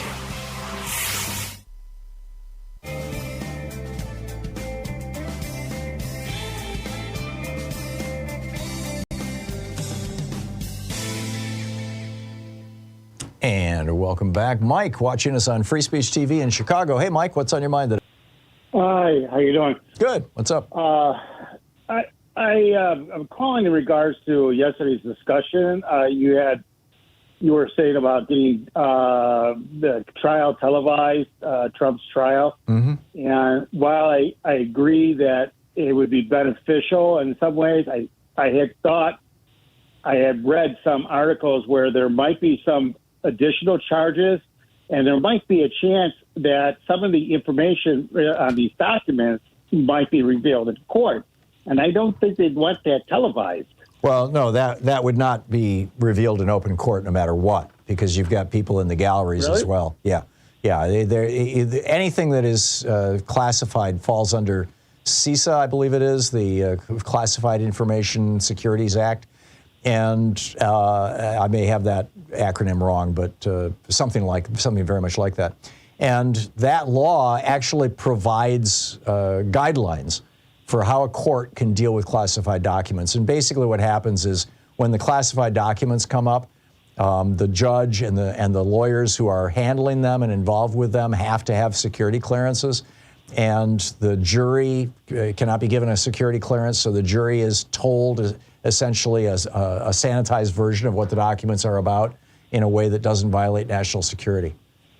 Or at least that's my understanding of it. If there's an attorney out there who's litigated one of these things, and I have any of that wrong, feel free to call in and correct me. But my understanding is that's how it works, and I've read that in several different places. So whether there's a camera in the court or not, it won't matter. I get your argument and your concern. Yeah, I'm with you. Mike, thanks a lot for the call. Michael in Northfield, Vermont. Hey, Michael. How's my old stomping grounds? We used to live in Northfield. Really? I didn't know that, Tom. I enjoy your show and getting all the topics of the news today. There's multiple ones, but I wanted to bring up the gun crisis. It's a pandemic, and it's just getting worse. And I have a suggestion that maybe you can push a little bit better than I can. Mm-hmm. I'd like to see the Democrats lower the flag permanently to half-mast until some of the Republicans gain their senses over this, and they can, at the same time, they can use it as campaign fodder for the non-responsive actions of the Republicans. Yeah, all the president would have to do is say that every time there's a mass shooting in America, the flag will be lowered to half-staff for X number of hours, and it would never come up. Oh, no, do it permanently, because we had 13 over the weekend. My point. He wouldn't have to say it's permanent. All he'd have to say is, for every mass shooting, the flag will be lowered for the next 12 hours, and it would never be raised because they're happening so frequently. Sure, that would serve the same purpose. I agree. Right, and it would also require a daily renewal of which mass shooting are we talking about, which would help get the message out. Yeah, because there's so many of them. They all kind of meld together. Yeah. I think it's a great idea. I really do, Michael. Yeah, I think you're onto something. A good idea for Democrats to show some, a little bit of courage. Yeah, and take on this issue, and take on the NRA, and take on the Republicans. Take them on. I'm with you. And get the voice heard, and then that's all the way you do it on every single mass shooting. They would be in their face every day. Yep, that's my point. Yep. Or twice a day. Great idea, Michael. Michael, thank you very much for the call and for sharing that. I love it. 22 minutes past the hour. We'll be back in just a second. 60 seconds, actually.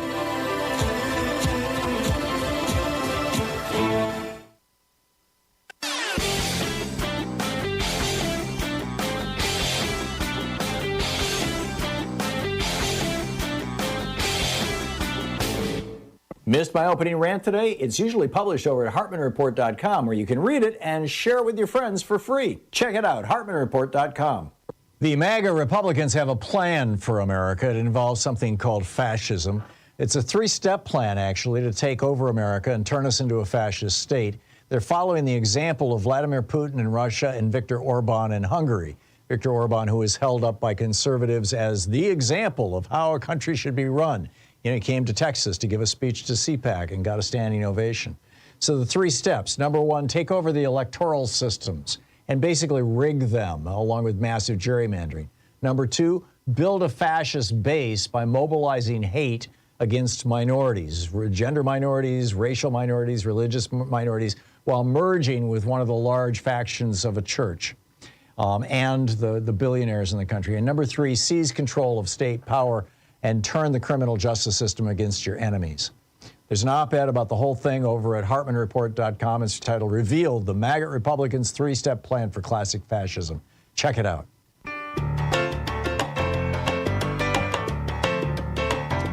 24 minutes past the hour. Oh, well, I've been telling you for years that pigeons are actually, this is our Pigeon Alert, pigeons are actually robots from the planet Zenu sent here to spy on us.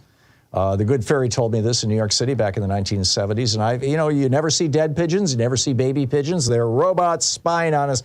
Well, now it's getting extremely disturbing. Giant pigeon. We've got video of it. Maybe we can play this while I'm while I'm riffing here. A giant pigeon has been caught on video in the UK, walking across a plank of wood. It's very strange, with giant feet and a giant head. And then there's also video that shows a bird, maybe a pigeon, in the air, not moving, not flapping its wings, not just suspended in the air for a really long period of time. And it's like, what's going on with the pigeons? We're hearing all about these UFOs and the UFO sightings and everything. I think maybe we need to look a little closer to home at the pigeons. All righty, let me pick up your calls here. Melvin in Santa Fe, New Mexico. Hey, Melvin, what's on your mind today? Wait. Two things. Excuse me. First of all, with the mass shootings, of course, corporate media will never do it, but the people can put out pictures of the children. There was a woman who had her son shot, and she says, "No, I want an open casket." Yeah, that was Mamie Till yeah. But let the public see it. Right. There's some sort of uproar, and make every member of Congress watch it. Right. Secondly, I love you. Everything you say just about, is fantastic. But I'm a realist. When you say call your congressman about something, excuse me, especially you in the know is never going to happen because they're not going to cut the money train. That's not altogether true. You've got about 100 members of the Congressional Progressive Caucus, none of whom, or most all of whom, do not take or refuse to take corporate PAC money. No, I understand that, possible. But even the progressives on your show, they put things out there that it's never going to happen. But that's how you get to where you want to go. It may not happen this year, it may not happen this month, it may not happen in 5 years. But I mean, look at how far Bernie Sanders has come with Medicare for all. It's a serious, incredible thing now. It was considered crackpot 15 years ago, when John Conyers was coming on this program and holding his hearings in a closet in the bottom of in the basement of the Capitol building. Step by step, Melvin. You got to do it. Thank you for the call. We'll be right back. You're listening to the Thom Hartmann Program. Call 202-808-9925. Picking up your calls on the other side of this break. Stay with us.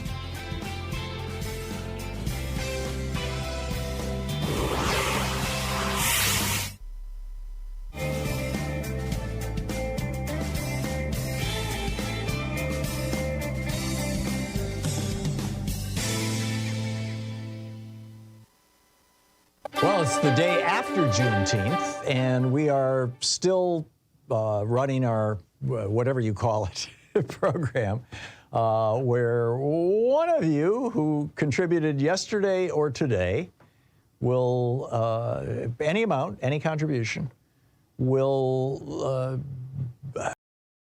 have the option of me recording your voicemail, if you'd like. We'll be happy to do it, and we'll customize it for you. So there's that as an incentive, something we're trying to toss in to get people to go, oh, yeah, well, I should call now. Also, in these two-day period, we're trying to raise $25,000, kind of a Juneteenth celebration, and, to help fund Free Speech TV, to keep this television network on the air, to keep the great messages that Free Speech TV promulgates and, has every day. There's a lot of talent on this network. There's a lot of content on this network. There's a lot of work that goes into making a television network work. And the people at Free Speech TV are just doing a spectacular job of this. And I'm really grateful for them. And I hope you are too.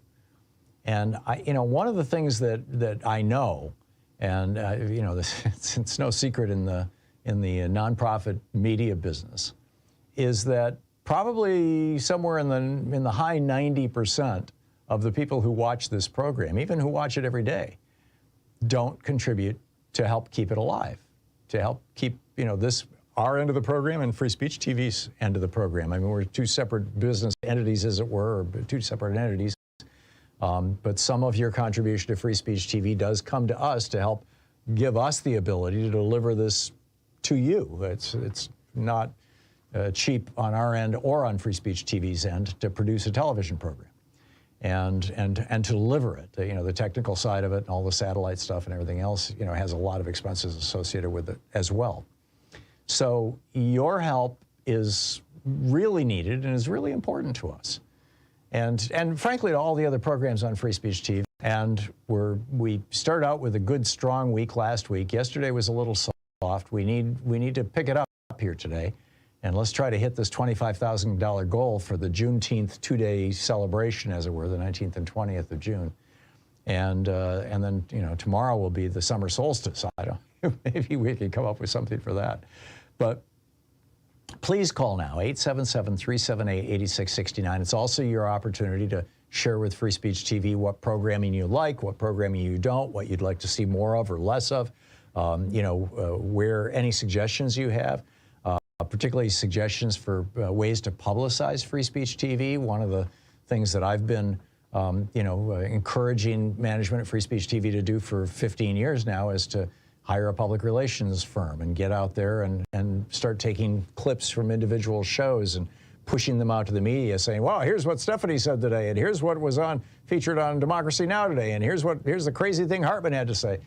And, you know, trying to get some buzz going in the larger media about what's going on at Free Speech TV to bring new eyeballs to the network. At the same time, there's all the technical work in the background. You know, they've been having some problems with Sling. They're getting those things fixed. A lot of important stuff, and all of it is funded with your help. You are the person who helps make this possible. So please call now and make your contribution to Free Speech TV. With a $20 gift, you have your choice of a couple of goodies. One is the Proud Student of Thom Hartmann University bumper sticker. Another is the Free Speech TV clear sticker, you know, a cling sticker for glass windows and cars and things. Another, the third choice would be the Free Speech TV Pride Cool Seat. Keep your drinks cool in a cool seat that's got a really nice rainbow and a Free Speech TV logo on it. Those are the $20 level. You get your choice and pick one. At a $50 gift, there's the Summer of Solidarity tote bag, a nice canvas tote bag that multi-purpose. With a $75 gift, you have your choice of the Free Speech TV baseball cap or the official Thom Hartmann program mug with both the Free Speech TV logo and the Thom Hartmann program logo on it. With a $100 gift, Free Speech TV will make a donation to the Black Trans Advocacy Coalition, a noble and worthy charity. With a $120 gift, you have your choice of a Free Speech TV t-shirt or my brand new book, The Hidden History of American Democracy, which I think you'll find absolutely fascinating. And with a $240 gift, there is the virtual meet and greet where we all get together on Zoom and hang out, and you can pretty much ask me anything, and it's not recorded, it's all off the record. And with a $1,000 gift, there's the in-person meet and greet where we just, you know, you come to Portland and hang out with us, and we're going to put one of these things together this summer here. Louise is working on it, and so, you know, we'll have an announcement of that hopefully soon. So those are the gifts, but and also, you know, yesterday and today only, anyone who donates any amount has a chance of having me record your voicemail. So another incentive. But the main thing is let's support this network. Let's keep this going. Let's keep the momentum going that we have so far. Like I said, we're down a little yesterday. We need to pick this up. So please call now, 877-378-8669. Help us hit that $25,000 goal. Thank you so much for your support.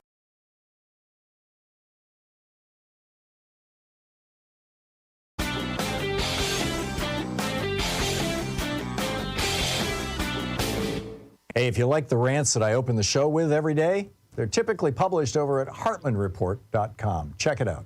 So remember the John Durham investigation in which he said, oh, the FBI never should have looked into Donald Trump's connections to Russia. And I'm scratching my head going, how can he even think this?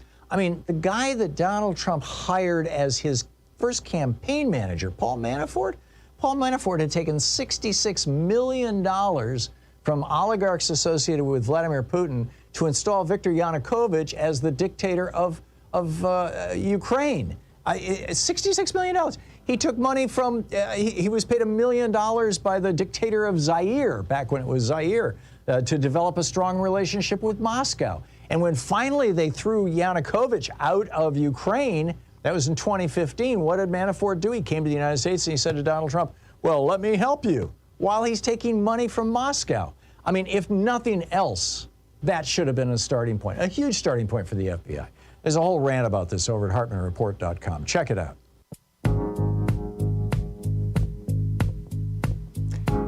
And welcome back. Picking up your calls here 35 minutes past the hour. Ed in Chicago. Hey, Ed, what's up? Well, I wanted to agree with you. You had a previous caller who was saying that if one juror goes against the rest of the jury, that it doesn't result in the conviction being thrown. It's just it's just a hung jury. I was on a jury years ago, and we had that happen. There was one juror, and who wouldn't go along with everybody else, and we just, it came down, and we were just told no. It would just mean it's a hung jury, and it will result in a retrial. Oh, okay. But yeah, it was. So just, the caller was right. Might be different. It might be different in a murder case, but in something like this, I think your caller was right. That it's just all it means is it's a mistrial, and you have to redo it. Right. And then it's up to the prosecutors whether they want to spend the time and the energy. Right. Plus, Trump gets another year. I mean, he buys another year. Right. Right. Which is his strategy. I mean, he's still got over 3,600 times he's been sued for not paying bills, and many of those are still up in the air. Yeah, he's been doing that his whole life. Yep. Listen, can I clear up something? I don't know if you remember this, but the last time we talked, I was thrown off kilter because my optometrist, who was a brilliant woman, has gone down the conspiracy rabbit hole. Mm-hmm. And I remember you telling me. If there was any, and I asked if anybody has done any research on how this can happen to extremely smart people.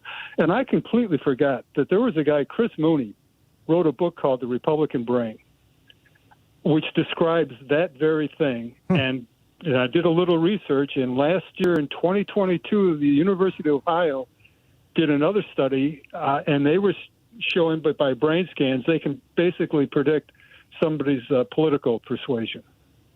Wow. Which leads me to I was so thrown off because I had a lot of respect for this woman that I forgot my own rule that I have for myself. And that is that it's much better to spend energy convincing people who show up occasionally to vote how important it is for them to show up at every election than it is to spend money or spend energy trying to convince someone who you are never going to convince. Right. Yeah. It's wall meet head. Right. Or head meet wall. But that study in Ohio State, like I said, that just This is, well, that probably goes back to Joseph Chilton Pierce wrote a book called The Magical Child. Well, his earlier book, The Crack in the Cosmic Egg, which I wrote the foreword for. That book came out in the 60s, and it's still in print. In that book, he talked about how the studies that showed that during gestation, while the baby is developing inside mom, the baby is essentially constantly asking, is this a dangerous world I'm being born into or a safe world? And the way that mom communicates danger or safety to the baby is the level of a hormone in the bloodstream that's produced by stress called cortisol. And when the cortisol levels are high in mom's bloodstream because she's experiencing a lot of stress, the baby's brain develops differently in anticipation of a violent world, essentially. And what happens is that there's more development in the hindbrain, in the fight or flight response area of the brain, in the control the body part of the brain, and less development in the forebrain, in the deep thought and inhibition of behavior part of the brain. And so you get people who are more prone to violence and more reactive and less thoughtful. On the other hand, if the feedback that the baby gets from mom is everything's good, there's no cortisol, the cortisol levels are even unusually low, then you get unusual levels of forebrain development and less hindbrain development. And I'm using these phrases in a very, very non-scientific way, but you know what I'm talking about here. And then there's studies suggesting that that developmental phase is somehow associated with politics when people grow up. Yeah, that would explain a lot, because she is not the only one, but it was the most recent one. And I've known, because we all tend to think that it's uneducated, ill-informed people who go down home, but no, there's some very smart people who fall prey to that. And what you're saying, that would make a lot of sense. Yeah. But again, so the energy, like I said, it's much better to spend your energy on getting the occasional voter to show up for every election than to try and convince somebody that no matter how many times you show them the sky is blue, they're not going to believe it. Yeah, absolutely. Ed, thank you. Very, very well said. Lewis in Hattiesburg, Mississippi says you disagree with me, Lewis, about what? Hi, Tom. Yeah, I really think it's dangerous to say Trump can't get elected. I didn't think he'd get elected the last time, and he did. Yeah, neither did Obama. According to polls, he's not that far behind Biden. Yeah, he's 3 points behind Biden right now. Yeah, and they should be 30 points behind him. I agree. I just want to say this, with Cornel West coming in, who knows what he's going to do as far as, doing the Nader thing. Right.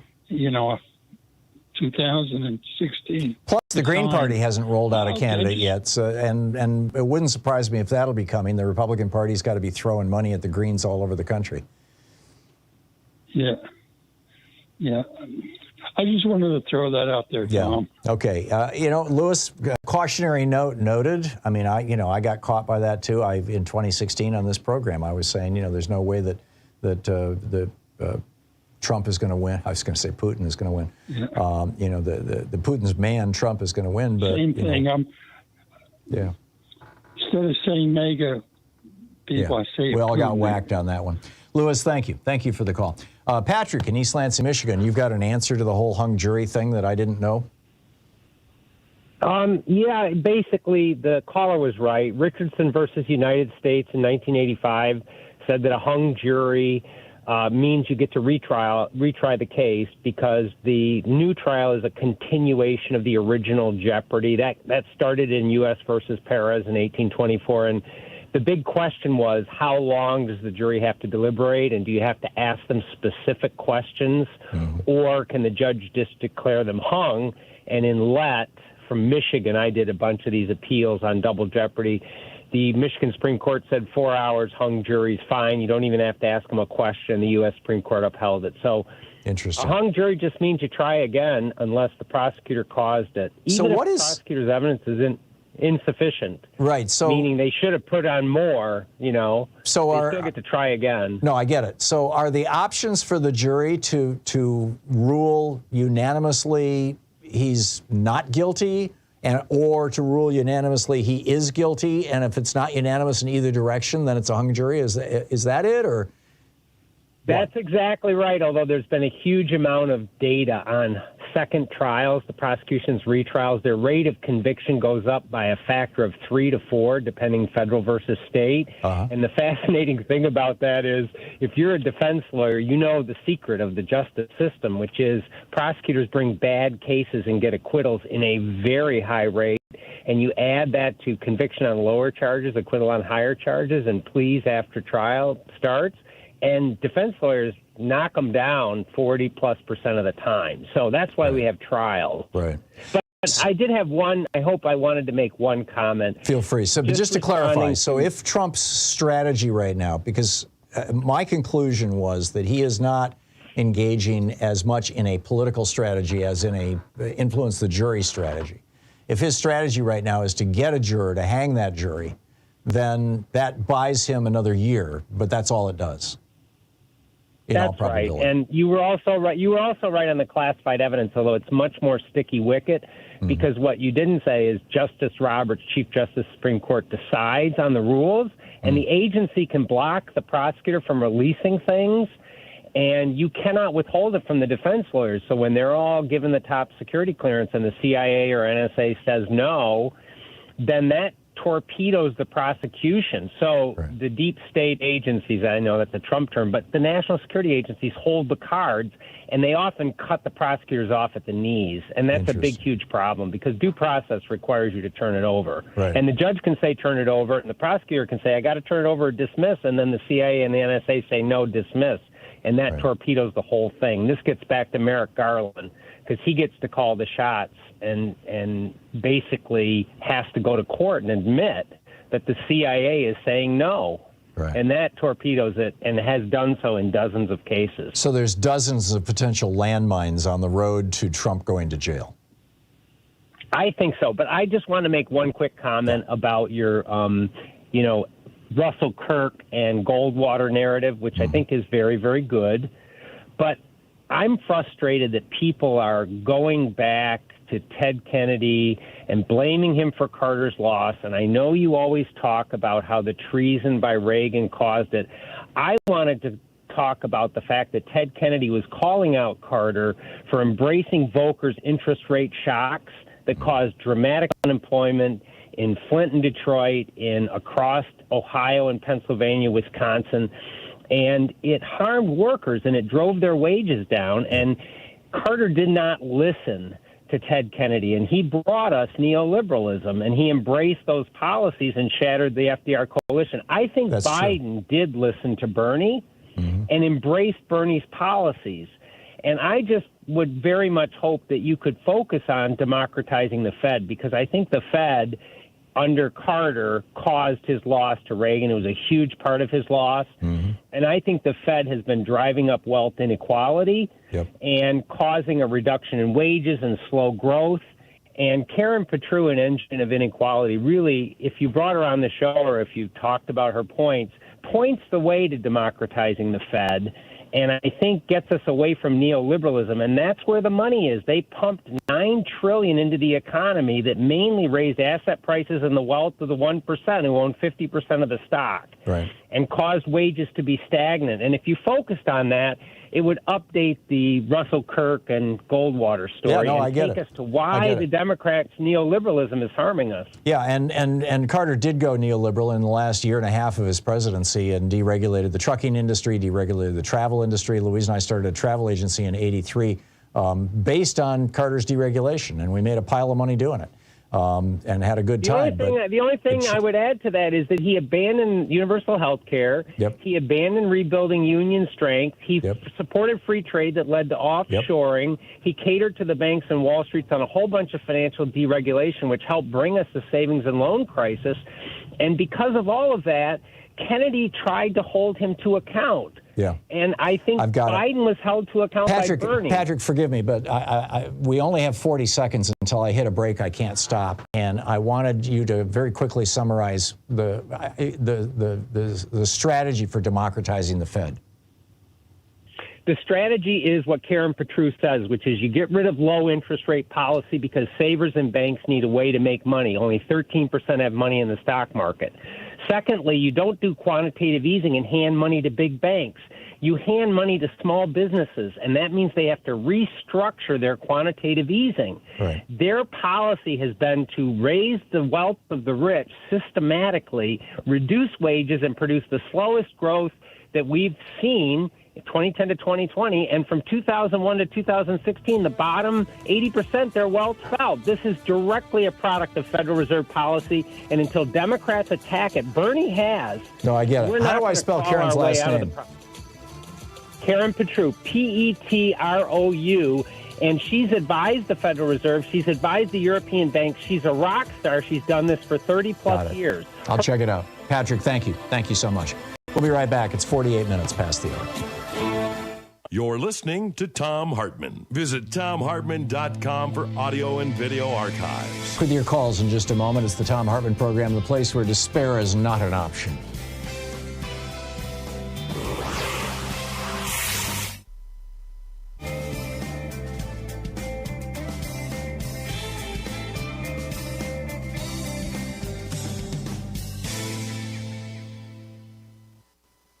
Welcome back. Art in Colorado Springs. Hey, Art, what's on your mind today?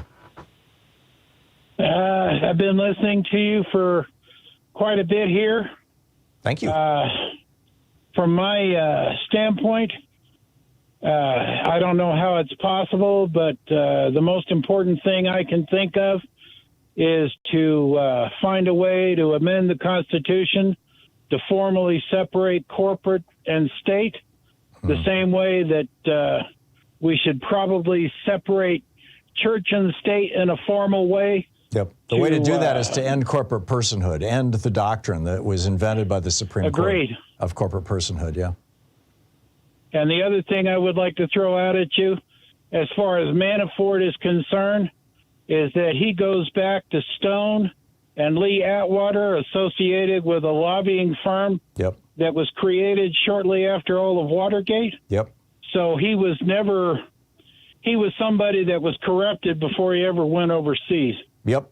Well, and Manafort, Stone, and Atwater, that consulting firm was working for Central African dictators back in the day. I mean, they were working for sheikhs in the Middle East. I mean, they would take money from anybody.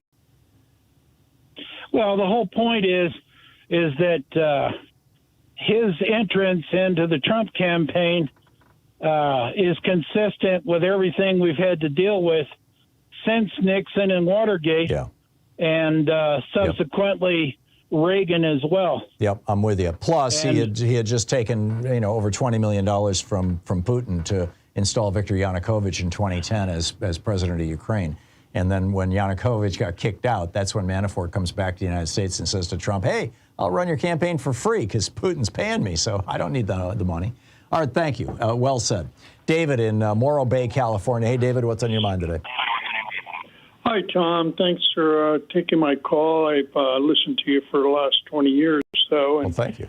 We don't come up with very many solutions, but there's a lot of problems. And, I was born in 1948, and in my life, I've gotten everything. I mean, I lived in a great America, but America was great because when there was tornadoes and typhoons and stuff in another country, we were the first country there to help these people out. Yeah. Money has taken over our government. Our two-party system does not work. We're afraid. The corporations have workers afraid to go to a third party. The third party, we just heard Dr. West is running for president, and I got to admit that, he has changed from the People's Party, which I might add is my first political donation in many, many years. I sent $25 to the People's Party to back Dr. West's run. And then 2 days later, I find out that he's changed to the Green Party. Yeah. The problem with the party is West running with the Green Party now? That's what I heard on the news 2 days ago. That. Okay. Yeah, well, you should check into it because it's an important point because I sent him $25 to the People's Party. Yeah. Now, I grew up in Pennsylvania. My father was from the South. And when I traveled to see my relatives, I saw the blacks, colored only and white only fountains and didn't understand any of it. Yeah, but I saw it as a little kid, that's too. That's the background I was at. I got it. David, I'm sorry. I have to wrap it up here. We're out of time. But thank you for the call. It's 52 minutes past the hour.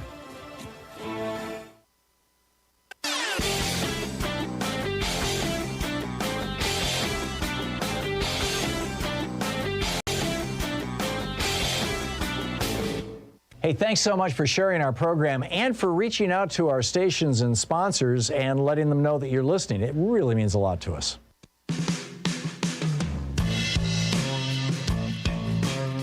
Helping you win the water cooler wars, Cornel West has switched over to the Green Party. This is becoming a serious threat to a Democratic presidency now. Yikes. Jake in Seattle. Hey, Jake, what's on your mind today? Hey, Tom, I just wanted to share a little bit of relief I felt this morning when I saw that Hunter Biden was being charged with some minor crimes. Last week on PBS, Judy Woodruff sat in with a Republican strategist during a focus group. And what a lot of these voters were saying is, what about Hunter Biden's laptop? How can they charge Trump when they haven't investigated Hunter Biden's laptop? Right. And I'm hoping that these charges will at least take one more of those ridiculous arguments away. It won't. The Republicans are already squealing about it. You know, he should have gotten 10 years in prison. He should have gotten hung. He should be in the, you know, he should be getting lethal injection. Quack, quack, quack, quack, quack. You know, and by the way, this was a prosecutor who was appointed by Trump before a judge who was appointed by Trump. And the investigation of Hunter Biden started 2 years before Trump left office. I mean, this has been a 4-year-long investigation. They left no stone unturned. And, you know, what they came up with basically was just, you know, a sleazy tax evasion charge, which, and by the way, several years ago, he paid those taxes. So, you know, it's being dealt with the way... That's classic Republican politics right there. Thanks a lot for your time. Thanks, Jake. Marie in Atlanta, Georgia. Hey, Marie, what's on your mind today? Hey, Tom. Thanks for taking my call. I'll make it quick. For those who are interpreting Judge Cannon's moving of the case to Fort Pierce, Florida, bear in mind that the courthouses are not set by district. So the fact that the people in that particular congressional district may have voted a certain way, or the people in that particular city may have voted a certain way, does not guarantee what kind of jury pool will be pulled. Where does the jury, where do they pull their jury pool from? Generally, it's. I know that it's a different list than what most state and local grand juries and jury pools would be pulled from, because those are pulled directly from the voting rolls. Right. My impression is that the federal rolls, they use something different. I know you have to be a citizen, but beyond how they pull that, I don't have visibility into that. But I would not assume, just given where the courthouses are, right? They build a courthouse, it stays fixed in a location, but through gerrymandering, voting lines and districts can move, you know, in various places that may include people from two districts versus one district, or more than just two, you know, over the course of time.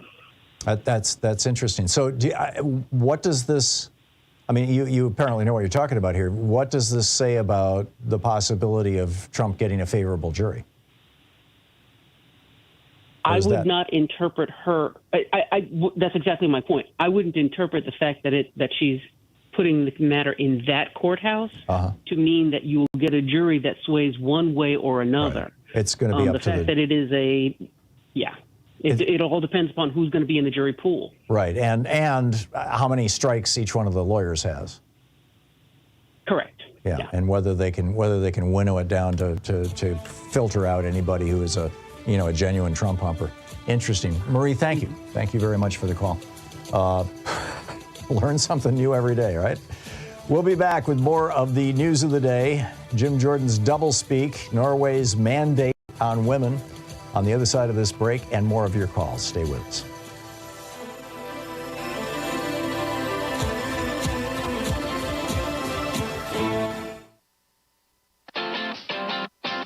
You're listening to Thom Hartmann. In addition to bringing you the Thom Hartmann program here on Free Speech TV and Video Media Online, we also have a whole set of ways you can interact with us and tools you can use to spread the word about the importance of democracy and the threats to it in our republic. First, there's your daily homework. Sue Nethercutt puts together a daily email newsletter that has a link to every story I discuss on the air, so you can find my sources and you can share them with your friends. It's free and you can sign up at thomhartmann.com. Second, I publish my daily take every day over at the hartmannreport.com website. That's also free if you want the daily 5 days a week rant in your inbox. No ads either. Third, we have the podcasts. There's the free 1-hour version of our daily show that's advertising supported. You can find that wherever you get your podcasts normally. And then there's also the podcast of the entire 3-hour show with no advertisements, and that's available by subscription over at thomhartmann.com. So check them all out at thomhartmann.com and hartmannreport.com.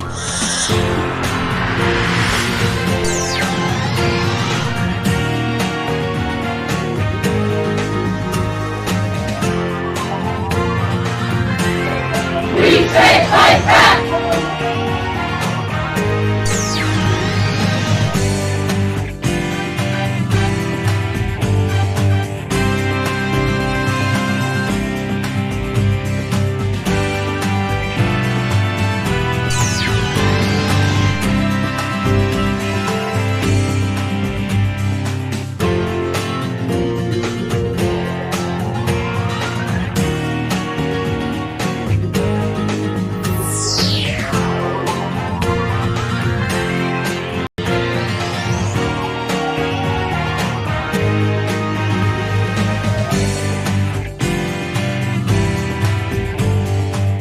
Well, it's the day after Juneteenth, and we are still running our, whatever you call it, program, where one of you who contributed yesterday or today will, any amount, any contribution, will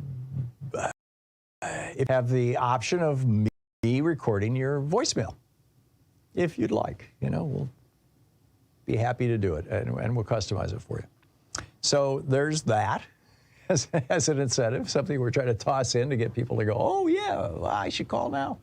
Also, in these two-day period, we're trying to raise $25,000, kind of a Juneteenth celebration, and you know, to help fund Free Speech TV, to keep this television network on the air, to keep the great messages that Free Speech TV promulgates and, you know, has every day. There's a lot of talent on this network. There's a lot of content on this network.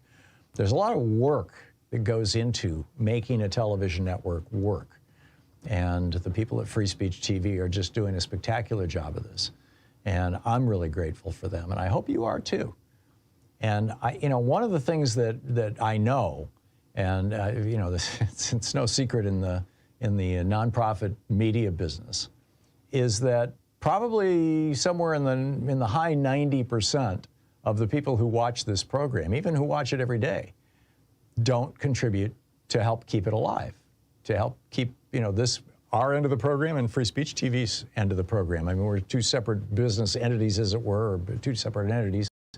But some of your contribution to Free Speech TV does come to us to help give us the ability to deliver this to you. It's not cheap on our end or on Free Speech TV's end to produce a television program and to deliver it. You know, the technical side of it and all the satellite stuff and everything else, you know, has a lot of expenses associated with it as well. So your help is really needed and is really important to us. And frankly, to all the other programs on Free Speech TV. And we started out with a good, strong week last week. Yesterday was a little soft. We need to pick it up here today. And let's try to hit this $25,000 goal for the Juneteenth two-day celebration, as it were, the 19th and 20th of June. And then, you know, tomorrow will be the summer solstice. I don't know, maybe we can come up with something for that.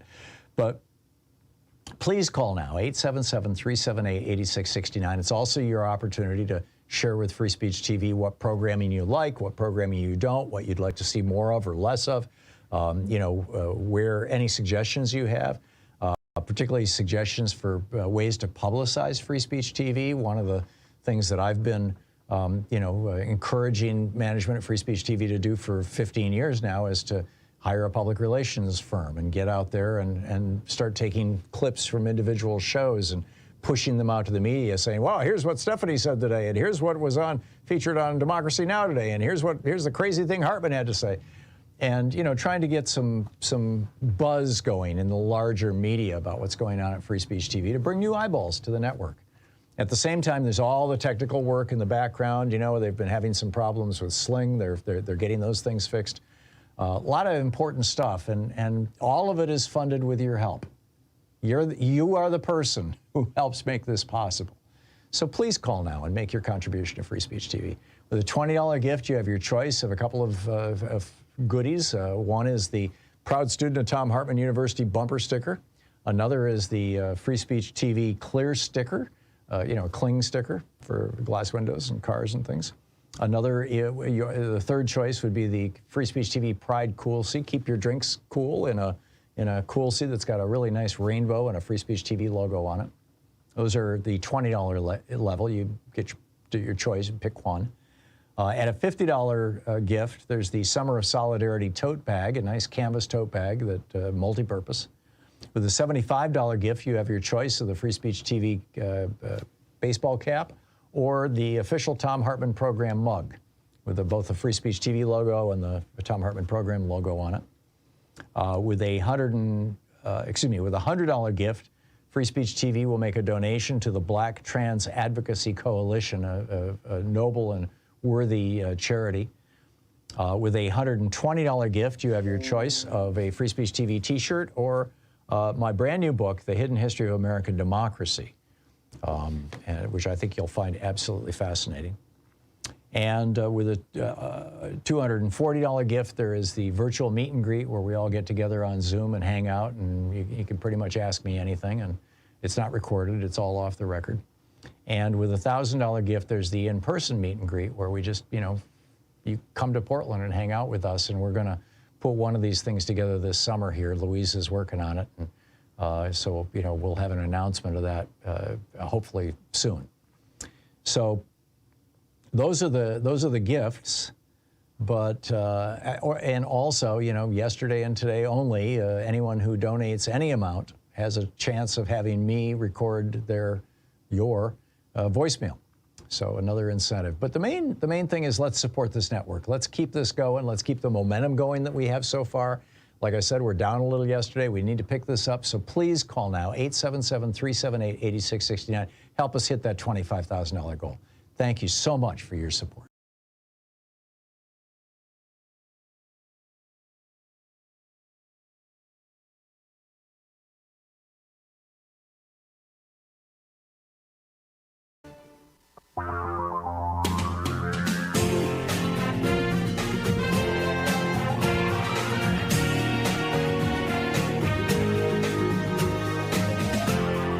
This is the Thom Hartmann Program. Welcome to the third hour of our program today. Over on Capitol Hill and in the courts, writes Stephen Lee Myers and Sheriff Frankel for the New York Times. Republican lawmakers and activists are mounting a sweeping legal campaign against universities, think tanks, and even private corporations that study the spread of disinformation. Now, let me ask you, who would want to stop anybody who studies how disinformation is created and spread?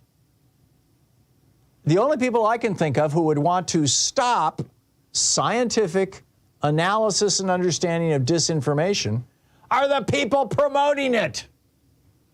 And surprise, surprise, this is institutional across the Republican Party.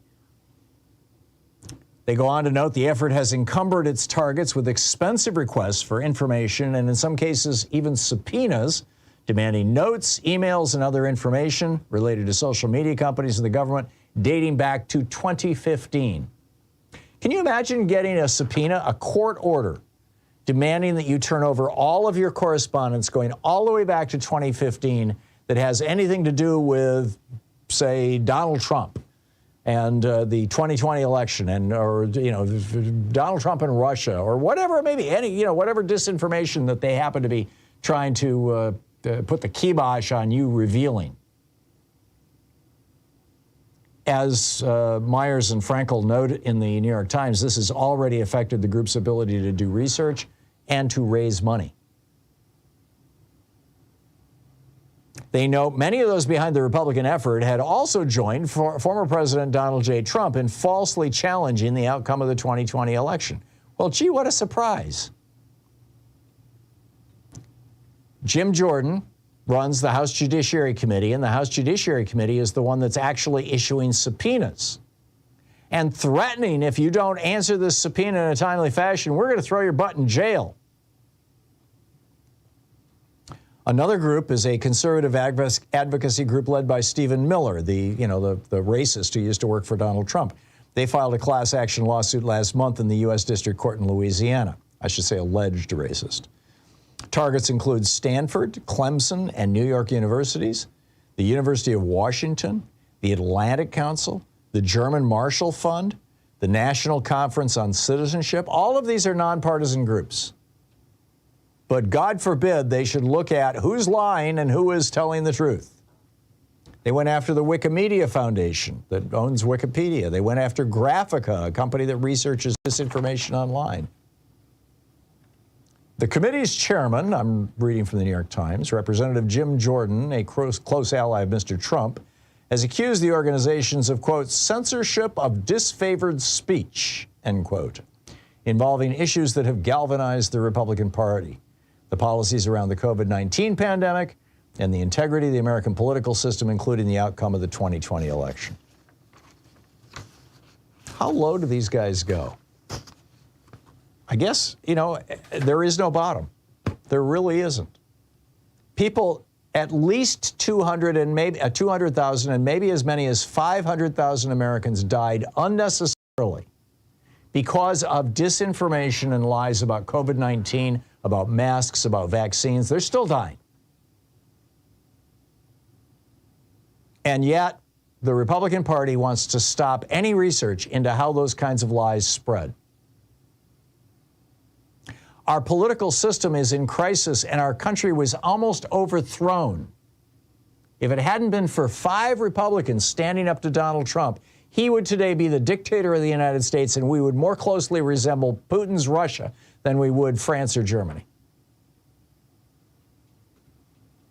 And Jim Jordan and the Republicans want to make sure that whoever reveals the information about how those lies that led to January 6th, how those lies that led to the death of 5 people on that day and 3 police officers subsequently, how those lies that led to the near overthrow of our form of government and still threaten our form of government, how those lies get spread, those researchers, Jim Jordan and Republicans, want to shut them down and shut them up. And how does that help America? How does that advance democracy? It doesn't. This is pure fascism. This is an absolute attempt to stop democracy because democracy requires honest information to have well-informed voters making well-informed choices.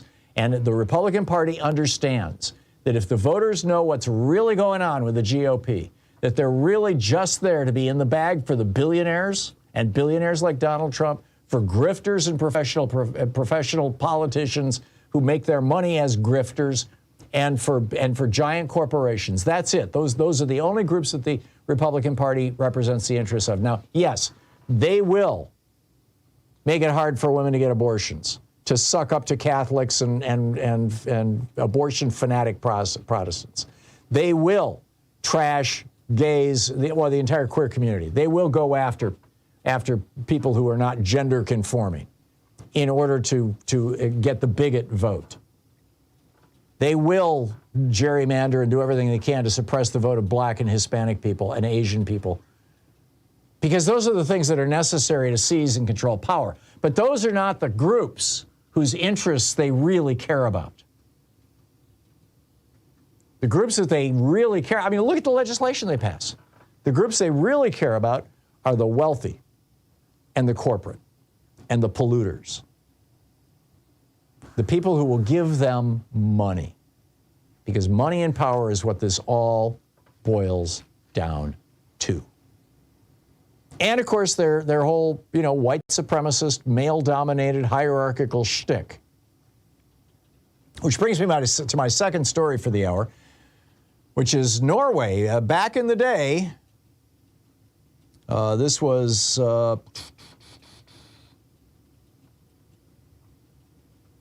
I'm not sure, I don't have the year that they first did this. A number of years ago, Norway passed a law that publicly traded companies in Norway have to be at least 40% of their boards have to be women.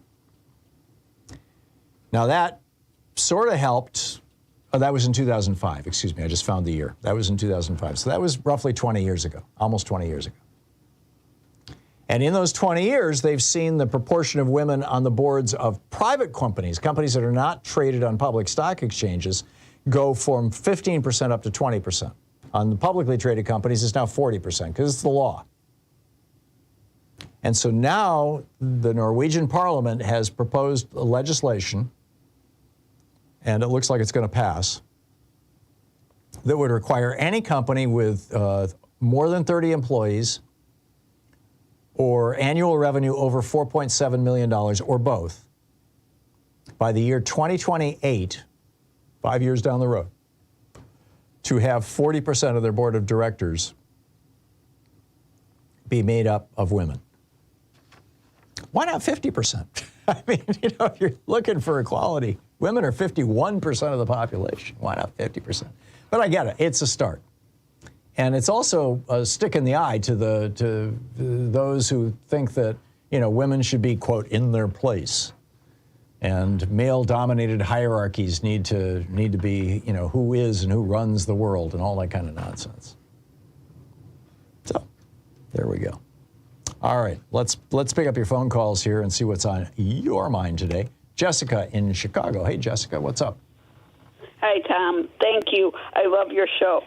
And Jim Jordan was calling and texting Trump a lot on January 6th. Yep. Jack Smith should take his cell and look that over. Yep.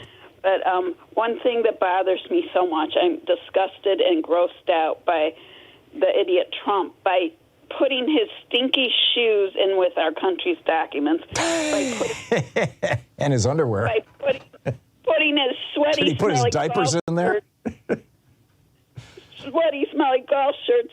And then what about the boxes with the underwear? Who has to go through that? Yeah. Do they put a mask on and wear gloves?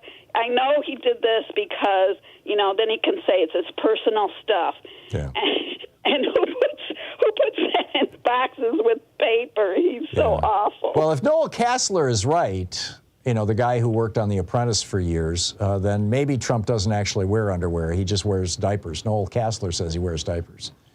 And, who knows? I mean, it's... or smelly socks, or, he's just so gross. And then he was probably reading documents in the bathroom. Yeah. So disgusting. Yeah, it is disgusting, Jessica. It really is. Jessica, thanks for the call. Yikes. 16 minutes past the hour. We'll be back with more of your calls in just a moment. It's the Thom Hartmann program, fair and only slightly unbalanced. Be right back with you.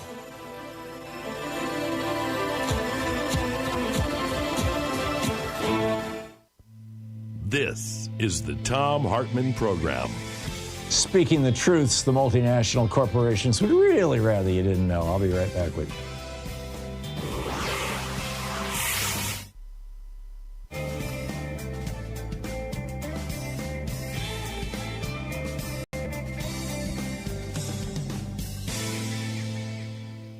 And welcome back. Tim in Aloha, Oregon. Hey, Tim, what's on your mind today?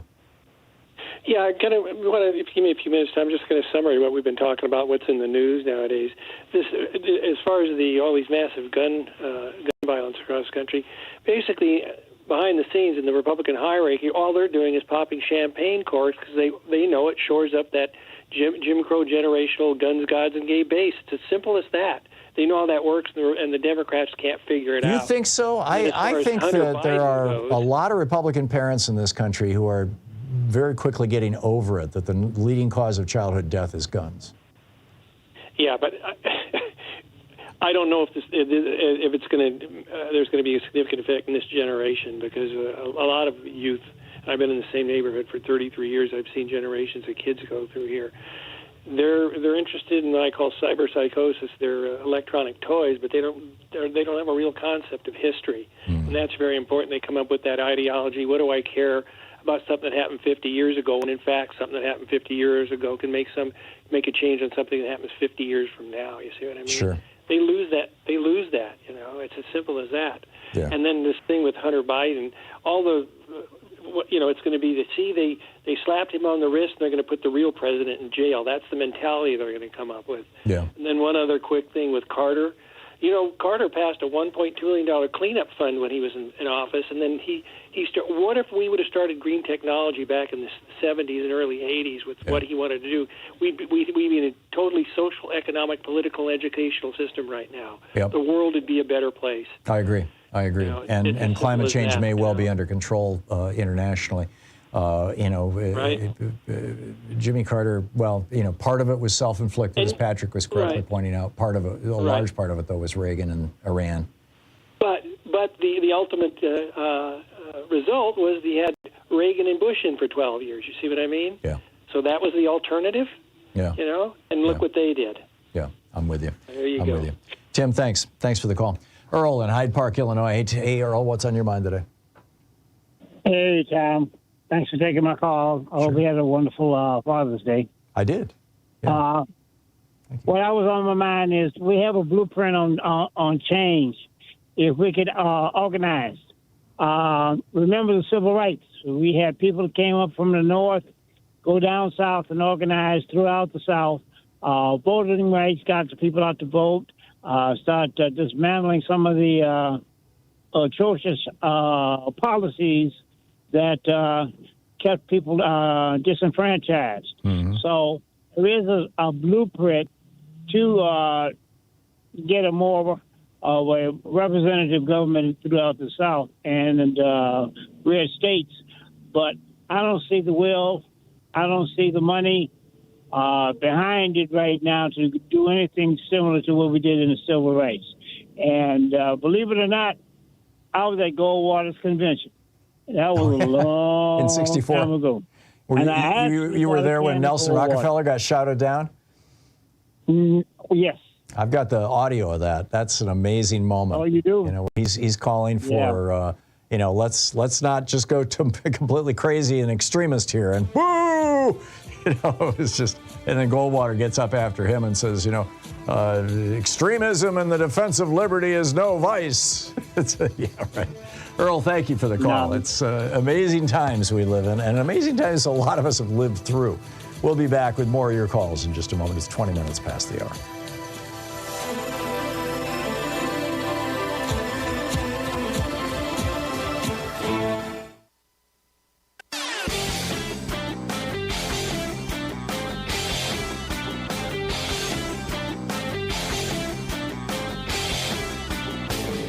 Change starts with you. You can be calling your Democratic or Republican representatives to let them know what you think by calling 202-224-3121. It's the Capitol switchboard. It'll get you right through to them. It's 21 minutes past the hour. Welcome back. Picking up your calls. Stephen in North Reading, Massachusetts. Hey, Stephen, what's on your mind today? How you doing, Tom?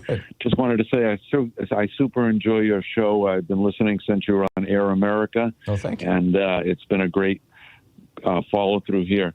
I'm an adjunct economics professor at Endicott College, a great little small college here in Massachusetts. Mm-hmm. And I also live in a town that has a municipal light company, municipal power company. Very cool. And lived here for about 10 years. And in that time period, we have made it only 3 or 4 times when the power actually went out, and it only went out for an hour or 2 at those times. One town over in Boston and all of that, power went off for a number of times, and sometimes they're off for more than a day. So my cousin's son is a nuclear engineer. He works for an assessment company that assesses the viability of power plants. And so I asked him, I said, how come, you know, the big companies can't seem to keep the power on when the little companies like the municipal one that I live with can? And his response was, believe it or not, he said, the little companies keep right up.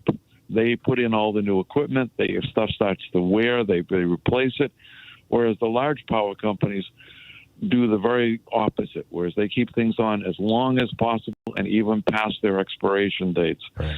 And they're just trying to squeeze another nickel out. Exactly. They're just trying to squeeze every nickel and dime they can. And if you go out of power in the middle of winter for a day, well, that's too bad. Yeah. So and this is all to highlight, Stephen, the difference between consumer-owned, municipal or county or state-owned electric utilities that provide electricity as their principal function, and whose CEOs and managers are asking, the question that they're asking themselves every day is, how can I best and most reliably provide electricity? And contrasting that with the for-profit electric companies, which supply about half of America's electricity, which every day have as their principal function to generate a profit, and whose CEOs and managers are asking every day, what can I do to increase profits, not how can I be more reliable? Exactly. Yeah. Exactly. And that's why I support that initiative in Maine. Yeah. I mean, that's what's going to happen. It's going to flip things on its head. We're going to have more energy, more reliable power, oil companies and so forth. It's a no-brainer, except that they're pumping so much money into fighting it that I'm really worried that it won't go. Yeah, the for-profit companies have already put in $18 million, and the Good Government Citizens Coalition has only been able to raise a little less than $1 million. And it's going to be, it would be a great thing to have happen. It would be a good thing for the whole concept of public power in the United States. It'll be a good thing for the people of Maine. but a company that's owned in out of Canada and a company that's owned out of Qatar want their profits, and they're going to spend whatever it takes. And sadly, the Supreme Court has facilitated that. Stephen, I need to move along, but thank you. It's great to hear from an economics professor and a clear-headed perspective on these things. Thank you very much. I appreciate the call. Jill in Midway, Pennsylvania. Hey, Jill, what's up? Hi, Tom. How are you today? I am well. What's on your mind? Good. Well, you guys were talking earlier about the conservative brain, and I've heard you talk about time and again how conservatives play the long game in many different respects. And they also seem to be the ones that are causing the most chaos in our country for a number of years. The hate they stir up and the stress they are causing by everything that they do. Yeah. Do you think that's part of the long game? They're stressing out as many pregnant people as they can to create conservatives? I don't think that they're intentionally doing it, but that's certainly the consequence of it. I mean, it's a real challenge for countries that, for example, come out of wars. I mean, children born during wartime are measurably different than children who are born during peacetime. And are we, my daughters are both Democrats, but they're living through the stress that they feel all the time. And I'm thinking, are my grandkids going to be conservative? Yeah. Well, this is why it's important to support moms, pregnant moms, in every way that we can, because you want those, we want children who are well-developed and well-formed and understand the issues. They attack education, they attack everything that makes democracy work, and then they own, the corporations now own the news. So we got to change things. Well, it's because they don't believe in democracy. They know that in a democracy that they are not going to be able to steal as much wealth as they can in an oligarchy. And, as Jimmy Carter said, America, since Citizens United, has just become an oligarchy with unlimited political bribery. Those were his exact words. And, absolutely. It's a national tragedy. Frankly, it's an international tragedy. I mean, AT&T sent lawyers over to South Africa back in the, 80s, 90s, whenever it was, to help them write their constitution. And they wrote corporate personhood into the South African Constitution, which I think is why, South Africa is such a mess right now, in large part. Yeah, absolutely. Jill, I got to run, but thank you for the call, and spot on. Excellent points all. It's 27 minutes past the hour, picking up your calls here for the next 30 minutes. I'll be right back with you on the other side of this break. Stay tuned.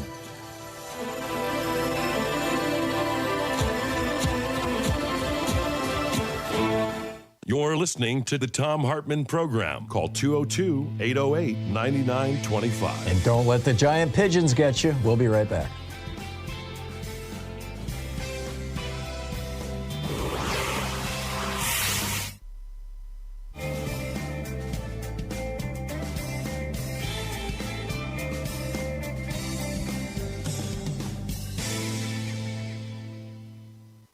Well, it's the day after Juneteenth, and we are still running our, whatever you call it, program, where one of you who contributed yesterday or today will, any amount, any contribution, will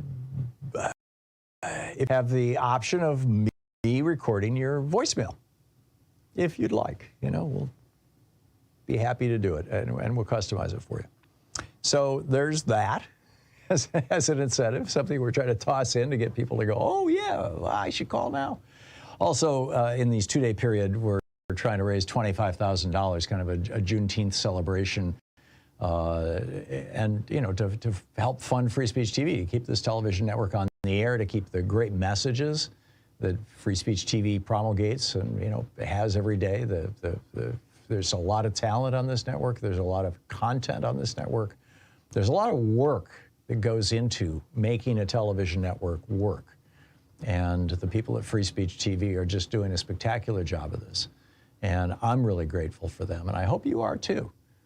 And one of the things that I know, and it's no secret in the nonprofit media business, is that probably somewhere in the high 90% of the people who watch this program, even who watch it every day, don't contribute to help keep it alive, to help keep our end of the program and Free Speech TV's end of the program. I mean, we're two separate business entities, as it were, or two separate entities.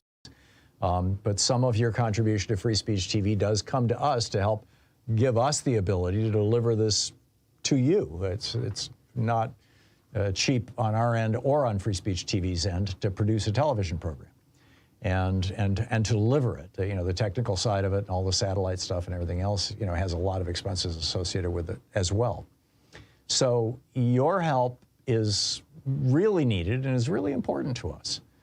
And frankly, to all the other programs on Free Speech TV. And we started out with a good, strong week last week. Yesterday was a little soft. We need to pick it up here today.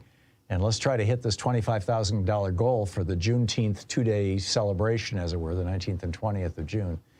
And then, you know, tomorrow will be the summer solstice. I don't know, maybe we can come up with something for that. But please call now, 877-378-8669. It's also your opportunity to share with Free Speech TV what programming you like, what programming you don't, what you'd like to see more of or less of, where any suggestions you have, particularly suggestions for ways to publicize Free Speech TV. One of the things that I've been encouraging management at Free Speech TV to do for 15 years now is to hire a public relations firm and get out there and start taking clips from individual shows and pushing them out to the media, saying, "Wow, here's what Stephanie said today, and here's what was featured on Democracy Now! Today, and here's the crazy thing Hartmann had to say," and trying to get some buzz going in the larger media about what's going on at Free Speech TV to bring new eyeballs to the network. At the same time, there's all the technical work in the background. They've been having some problems with Sling. They're getting those things fixed. A lot of important stuff, and all of it is funded with your help.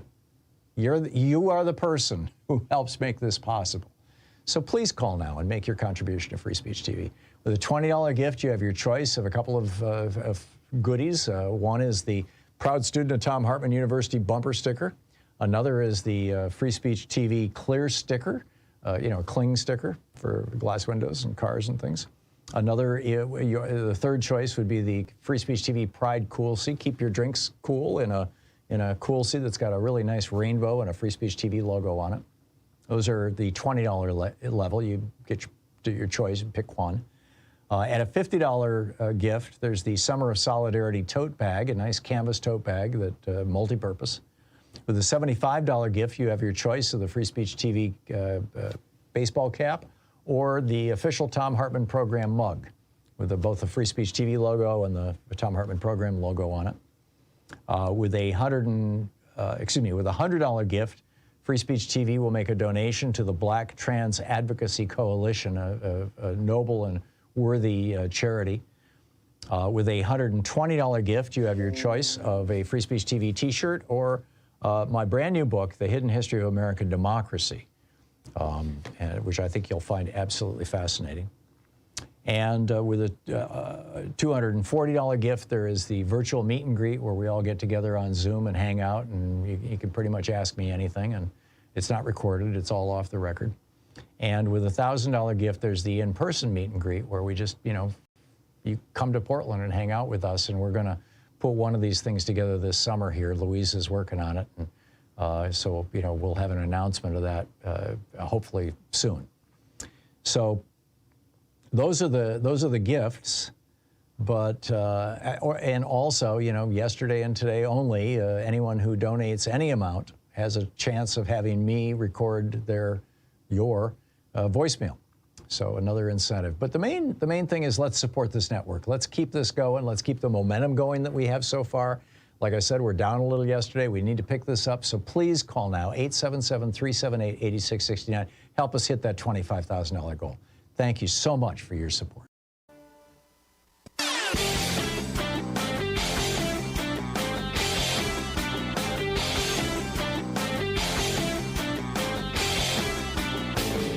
From international trade policy to immigration, housing, we've got all kinds of topics. The wars between Republicans and Democrats, the Republican efforts to induce fascism in the United States. A great selection of opinions will be found over at HartmannReport.com. Welcome back, 34 minutes past the hour, and picking up your phone calls here. Beachside Bill in Orlando, Florida. Hey, Bill, what's on your mind today? Yeah, Oh, good afternoon, Tom. Happy Monday on a Tuesday. It is Monday on a Tuesday. Is there a beach in Orlando?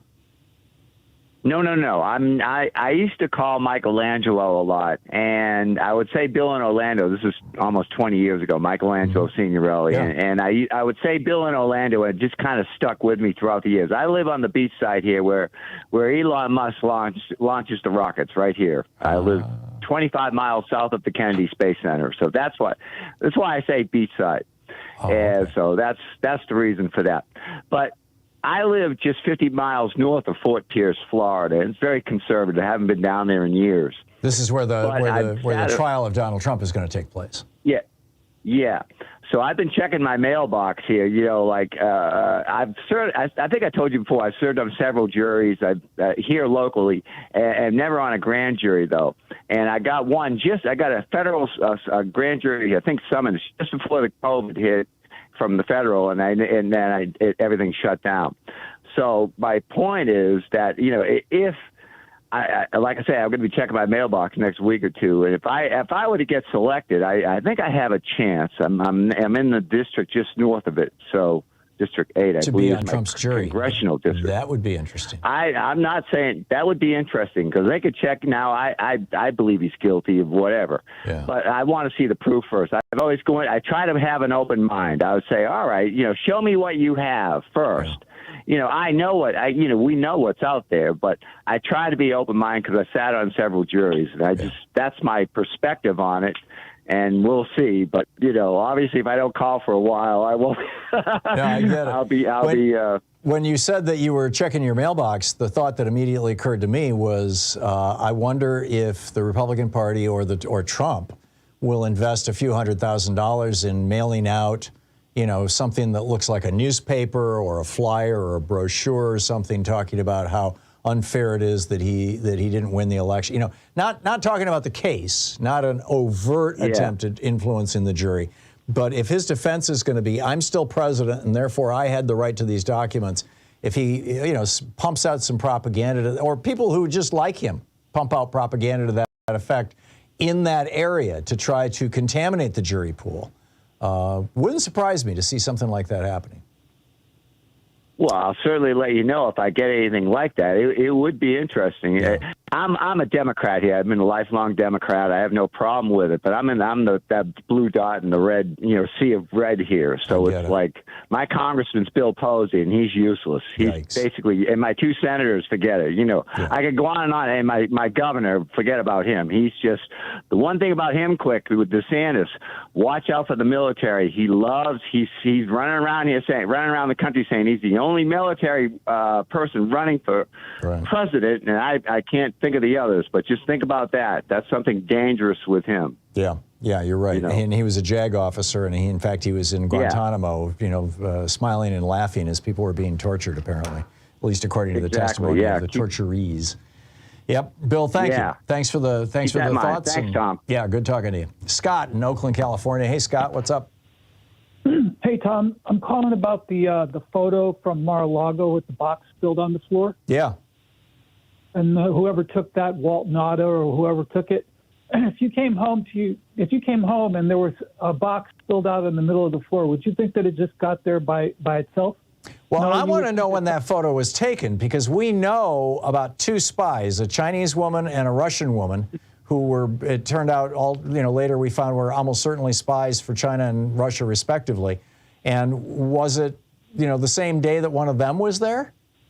Right. You would think that someone had been in your apartment or your home and had rifled through that box. And yep. If you're a spy in there working quickly, you're just going to dump everything out on the floor and rifle through it. Yep. So this is a very important point. Another thing is, we will never know the damage, the full damage, the extent of the damage that Donald Trump has done by taking those documents and disseminating them, right, until we are in our most desperate moment of need. And I would point to the Cuban Missile Crisis with Kennedy. Kennedy was able to secure the peace by trading the missiles in Turkey. Right. Okay. Right. Secretly. What if Khrushchev had information that he had obtained through a spy, that he was able to neutralize those missiles so that Kennedy wouldn't have been able to trade them. Right. See, this is where this goes. Right. We will never understand how serious this is until we are at a point like that. I fear. Yeah. And I shared last week that story from the New York Times from 2021 about how right after Trump left office, suddenly the CIA got freaked out because their spies started dying all over the world. Right. You know, I think it's because Trump had either intentionally sold that information. He had, the year before, he had asked the Director of National Intelligence for a complete list of all the nation's spies, and now they're starting to drop like flies. Either he sold that, or it's among the documents that he took to Mar-a-Lago that one of these spies rifled through and found, in my opinion. Well, he asked for that's one of the things he did. He asked for a list of all of our spies. That's right. He did that. That's right. That's right. And in fact, according to the New York Times, it caused, quote, disquiet in the intelligence community, I think. Right. So, and the CIA is never going to come out and say, yeah, this spy here and that spy there, they got, we'll never know. You're absolutely right. We'll never know. And that's, all the more the crime. All the more the crime. Scott, thank you. Excellent point. Scott, from Scott to Scott in Denver, Colorado. Hey, Scott, what's on your mind today? I had a quote from Kevin Phillips that stuck in my mind. He said this to Gary Willis, that the key to politics was to know who hates who. And I think of that with the Civil War, the lynching, and I think the PTSD that the veterans came back with. Mm-hmm. I heard 18% of Southern white males killed in the Civil War, and young huge. men. Yes, and then the violence that came after. There was a series PBS on Reconstruction. Eric Foner and other historians, and they said in Louisiana in 1866 there were 2,000 alpha males that were culled, and in Texas in 1865 it had 1,500, and I think I don't understand what you're included saying. Alpha males? That were killed, black males that were culled, that were killed. In other words, white people went out and murdered black people that they saw as being potential activists. Yes, the alpha males. The alpha males was. Well, that's a phrase we use for animals generally. Is that a phrase that was in use at that time? That was what was used in the documentary. I see. But I think that they thought of them as livestock. Yeah. Oh no, absolutely. I get it.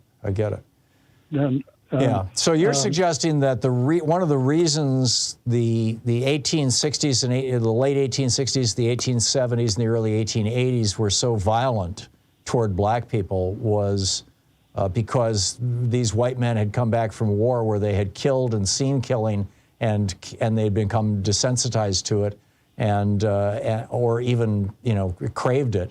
And the PTSD around that as well. I mean, Billy the Kid. There was a bunch of famous. I guess they were called outlaws back in the day, but cowboys. In the 1870s, 1880s, that ended up out west. And the reason that they were out west was because they had been ejected from their own communities in the South after the Civil War because they had committed such atrocities during the war. And their neighbors knew it because they had served with them in the Confederate Army, and these were the worst of the worst sociopaths, and they ended up out west. There's a whole chapter about that in my book on guns and the Second Amendment, the hidden history of guns and the Second Amendment. Yeah, absolutely. I worked in psych for 36 years, and hundreds of veterans with PTSD, and more than a couple described them as ticking time bombs, and they had to come in because they couldn't control the violence. And a lot of them, the PTSD, they're back there, they're living. Right. And I think that paranoia and the hypervigilance, and then the lynchings and the delusions of white supremacy and the lost cause, and very. And now we're getting these folks who have come back from Iraq and Afghanistan wounded, and they're being recruited by police departments aggressively. And we wonder why our police departments are so violent. The warrior male Alan Grossman and the trainings, the warrior trainings he taught at West Point on philology, overcoming resistance to killing. It's what we used to say in the 60s, the war comes home. The war always comes home. You can't have a war and just have it just be some nice benign little thing that goes away. War always comes home. Scott, thank you for the call. We'll be back. You're listening to Thom Hartmann. Visit thomhartmann.com for audio and video archives. Back with more of your calls in just a moment. It's the Thom Hartmann Program, helping you win the water cooler wars.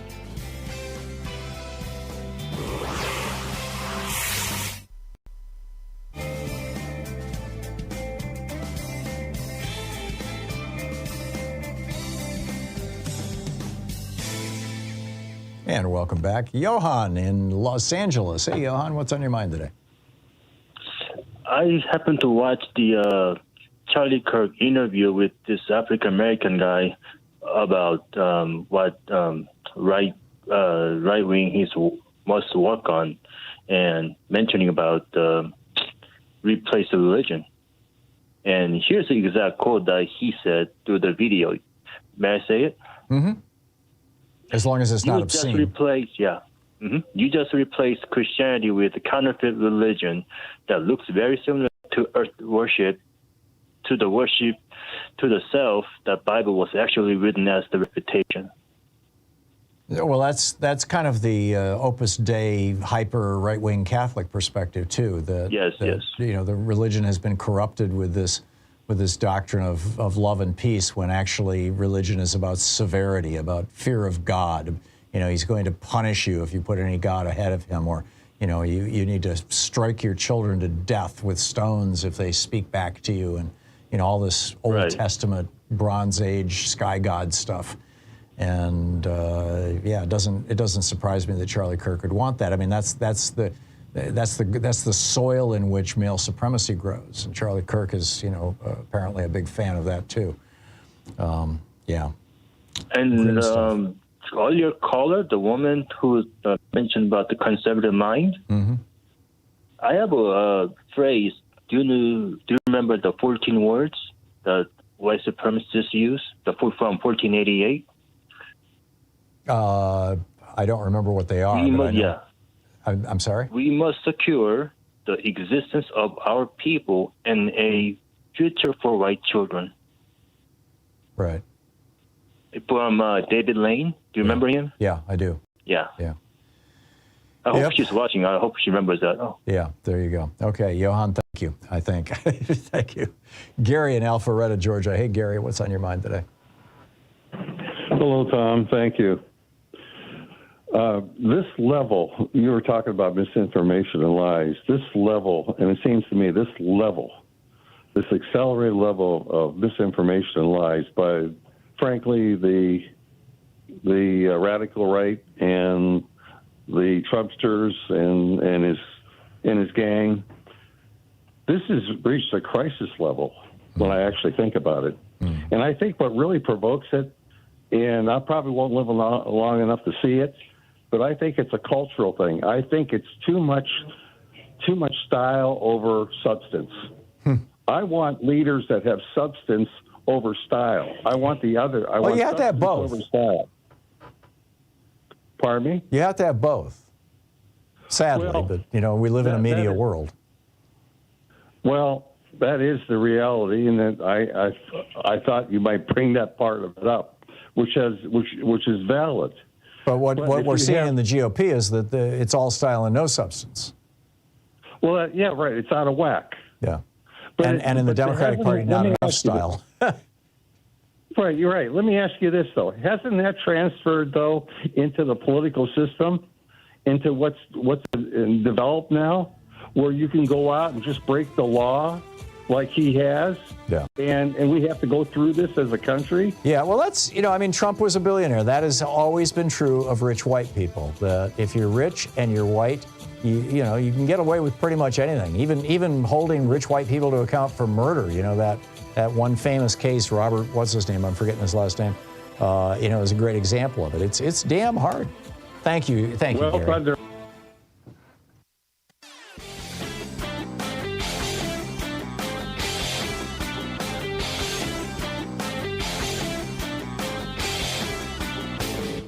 Help support progressive radio. If you're listening to us on a commercial station, call their advertisers and let them know you're listening. If you're listening to us on Pacifica, one of our many nonprofit stations, please support them when they do their fundraising drives. Thanks for supporting Progressive Talk Radio and tag you're it. So Republicans are constantly trying to figure out ways to prevent people from voting. Why? Because they have nothing to offer people other than, bigotry and misogyny and hate and stuff like that.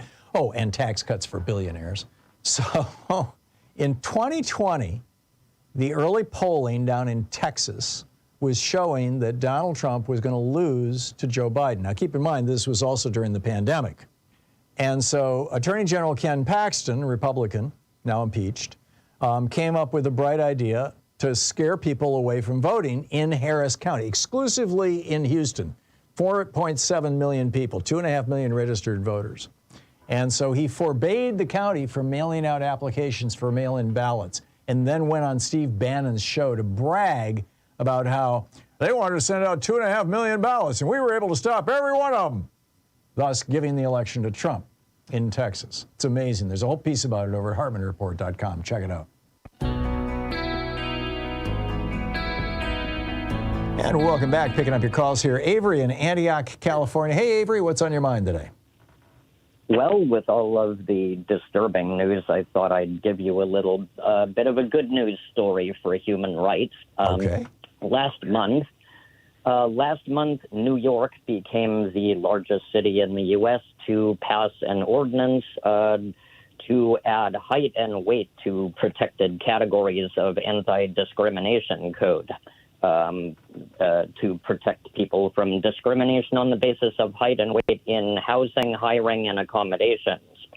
This is similar to an ordinance we had passed over here in San Francisco in 1999. Right. The assumption being that both of these things are broadly out of the control of individuals. They're not a matter of choice. Yes, indeed, and often people get shafted for reasons that, to the vein of this show, often have to do with a lot of propaganda and lies that are funded and promoted in research by corporations selling drugs that do really, nothing useful for anybody and often harm a lot of people. Yeah, I get it. Avery, thank you. That's fascinating. Thanks for the information. I didn't know that. James in Winston-Salem, North Carolina. Hey, James, what's on your mind today? Hey, Tom. Hey, I wanted to know what your thoughts was on President Biden last week on the lawn at the White House out there with a transgender with breast implants, no top on, in front of kids hugging them. Yeah, it was wrong. What do you think about that? I think it was wrong, and that transgender person has publicly apologized to the president for that, which was appropriate. The apology was appropriate. Showing off your boobies is inappropriate. Right, and I'm glad you feel that way, because that was the most disgusting thing I've ever seen a president do. I'm 62. I thought I'd never see something like that. It was disgusting, and I mean, if that's where our country's going, God help us. That was really sad. Yeah, well, that's not the way our country's going. Like I said, that person apologized. I think that there was a general shock. It didn't help the transgender community at all. It hurt because of the kind of response that you're evincing here, and it shouldn't happen. I get that. James, thank you for the call. Right, and also one other question. Doesn't that sort of make us think less of Joe Biden isn't he responsible for doing that? I mean, no, he's not. He didn't know that was going to happen. He's a grown man. He's the president, but he didn't have to hug the guy. He saw what was going on. He should say, "Get that guy out of here." That's disgusting. I don't know. I don't know that he didn't, James. I don't know that he didn't. I'm sorry. I didn't see the whole thing, but enough.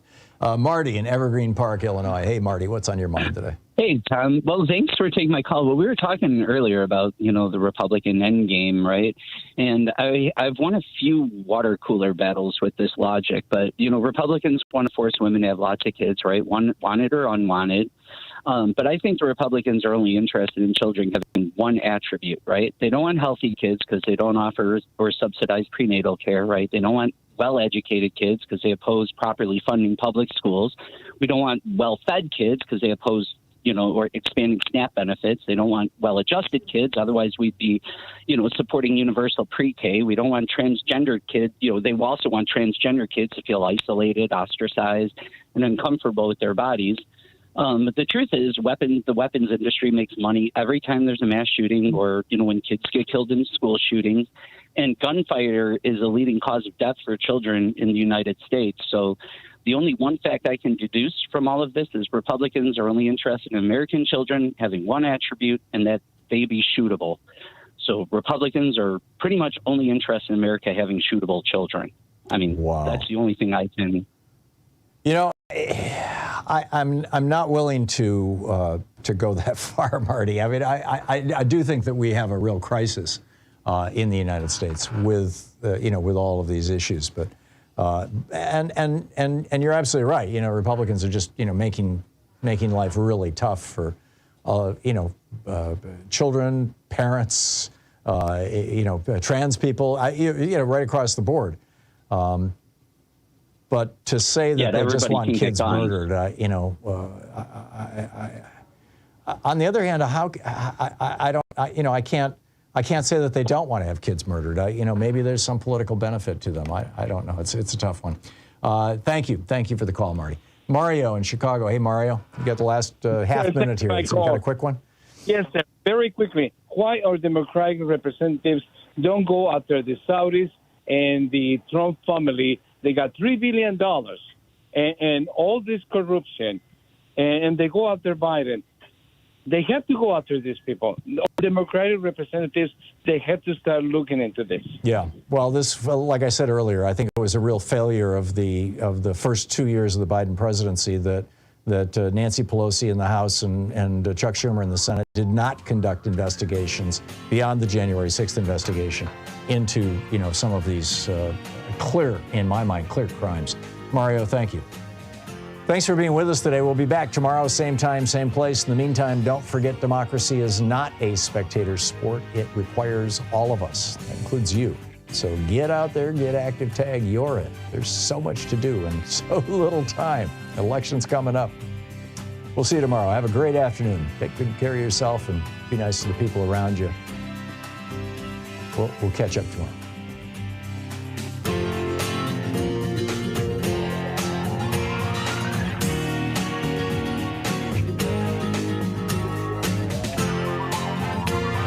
You've been listening to Thom Hartmann.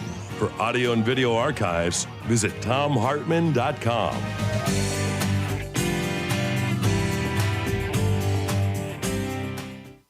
In addition to bringing you the Thom Hartmann program here on Free Speech TV and Video Media Online, we also have a whole set of ways you can interact with us and tools you can use to spread the word about the importance of democracy and the threats to it in our republic. First, there's your daily homework. Sue Nethercutt puts together a daily email newsletter that has a link to every story I discuss on the air, so you can find my sources and you can share them with your friends. It's free and you can sign up at thomhartmann.com. Second, I publish my daily take every day over at the hartmannreport.com website. That's also free if you want the daily 5 days a week rant in your inbox. No ads either. Third, we have the podcasts. There's the free 1-hour version of our daily show that's advertising supported. You can find that wherever you get your podcasts normally. And then there's also the podcast of the entire 3-hour show with no advertisements, and that's available by subscription over at thomhartmann.com. So check them all out at thomhartmann.com and hartmannreport.com.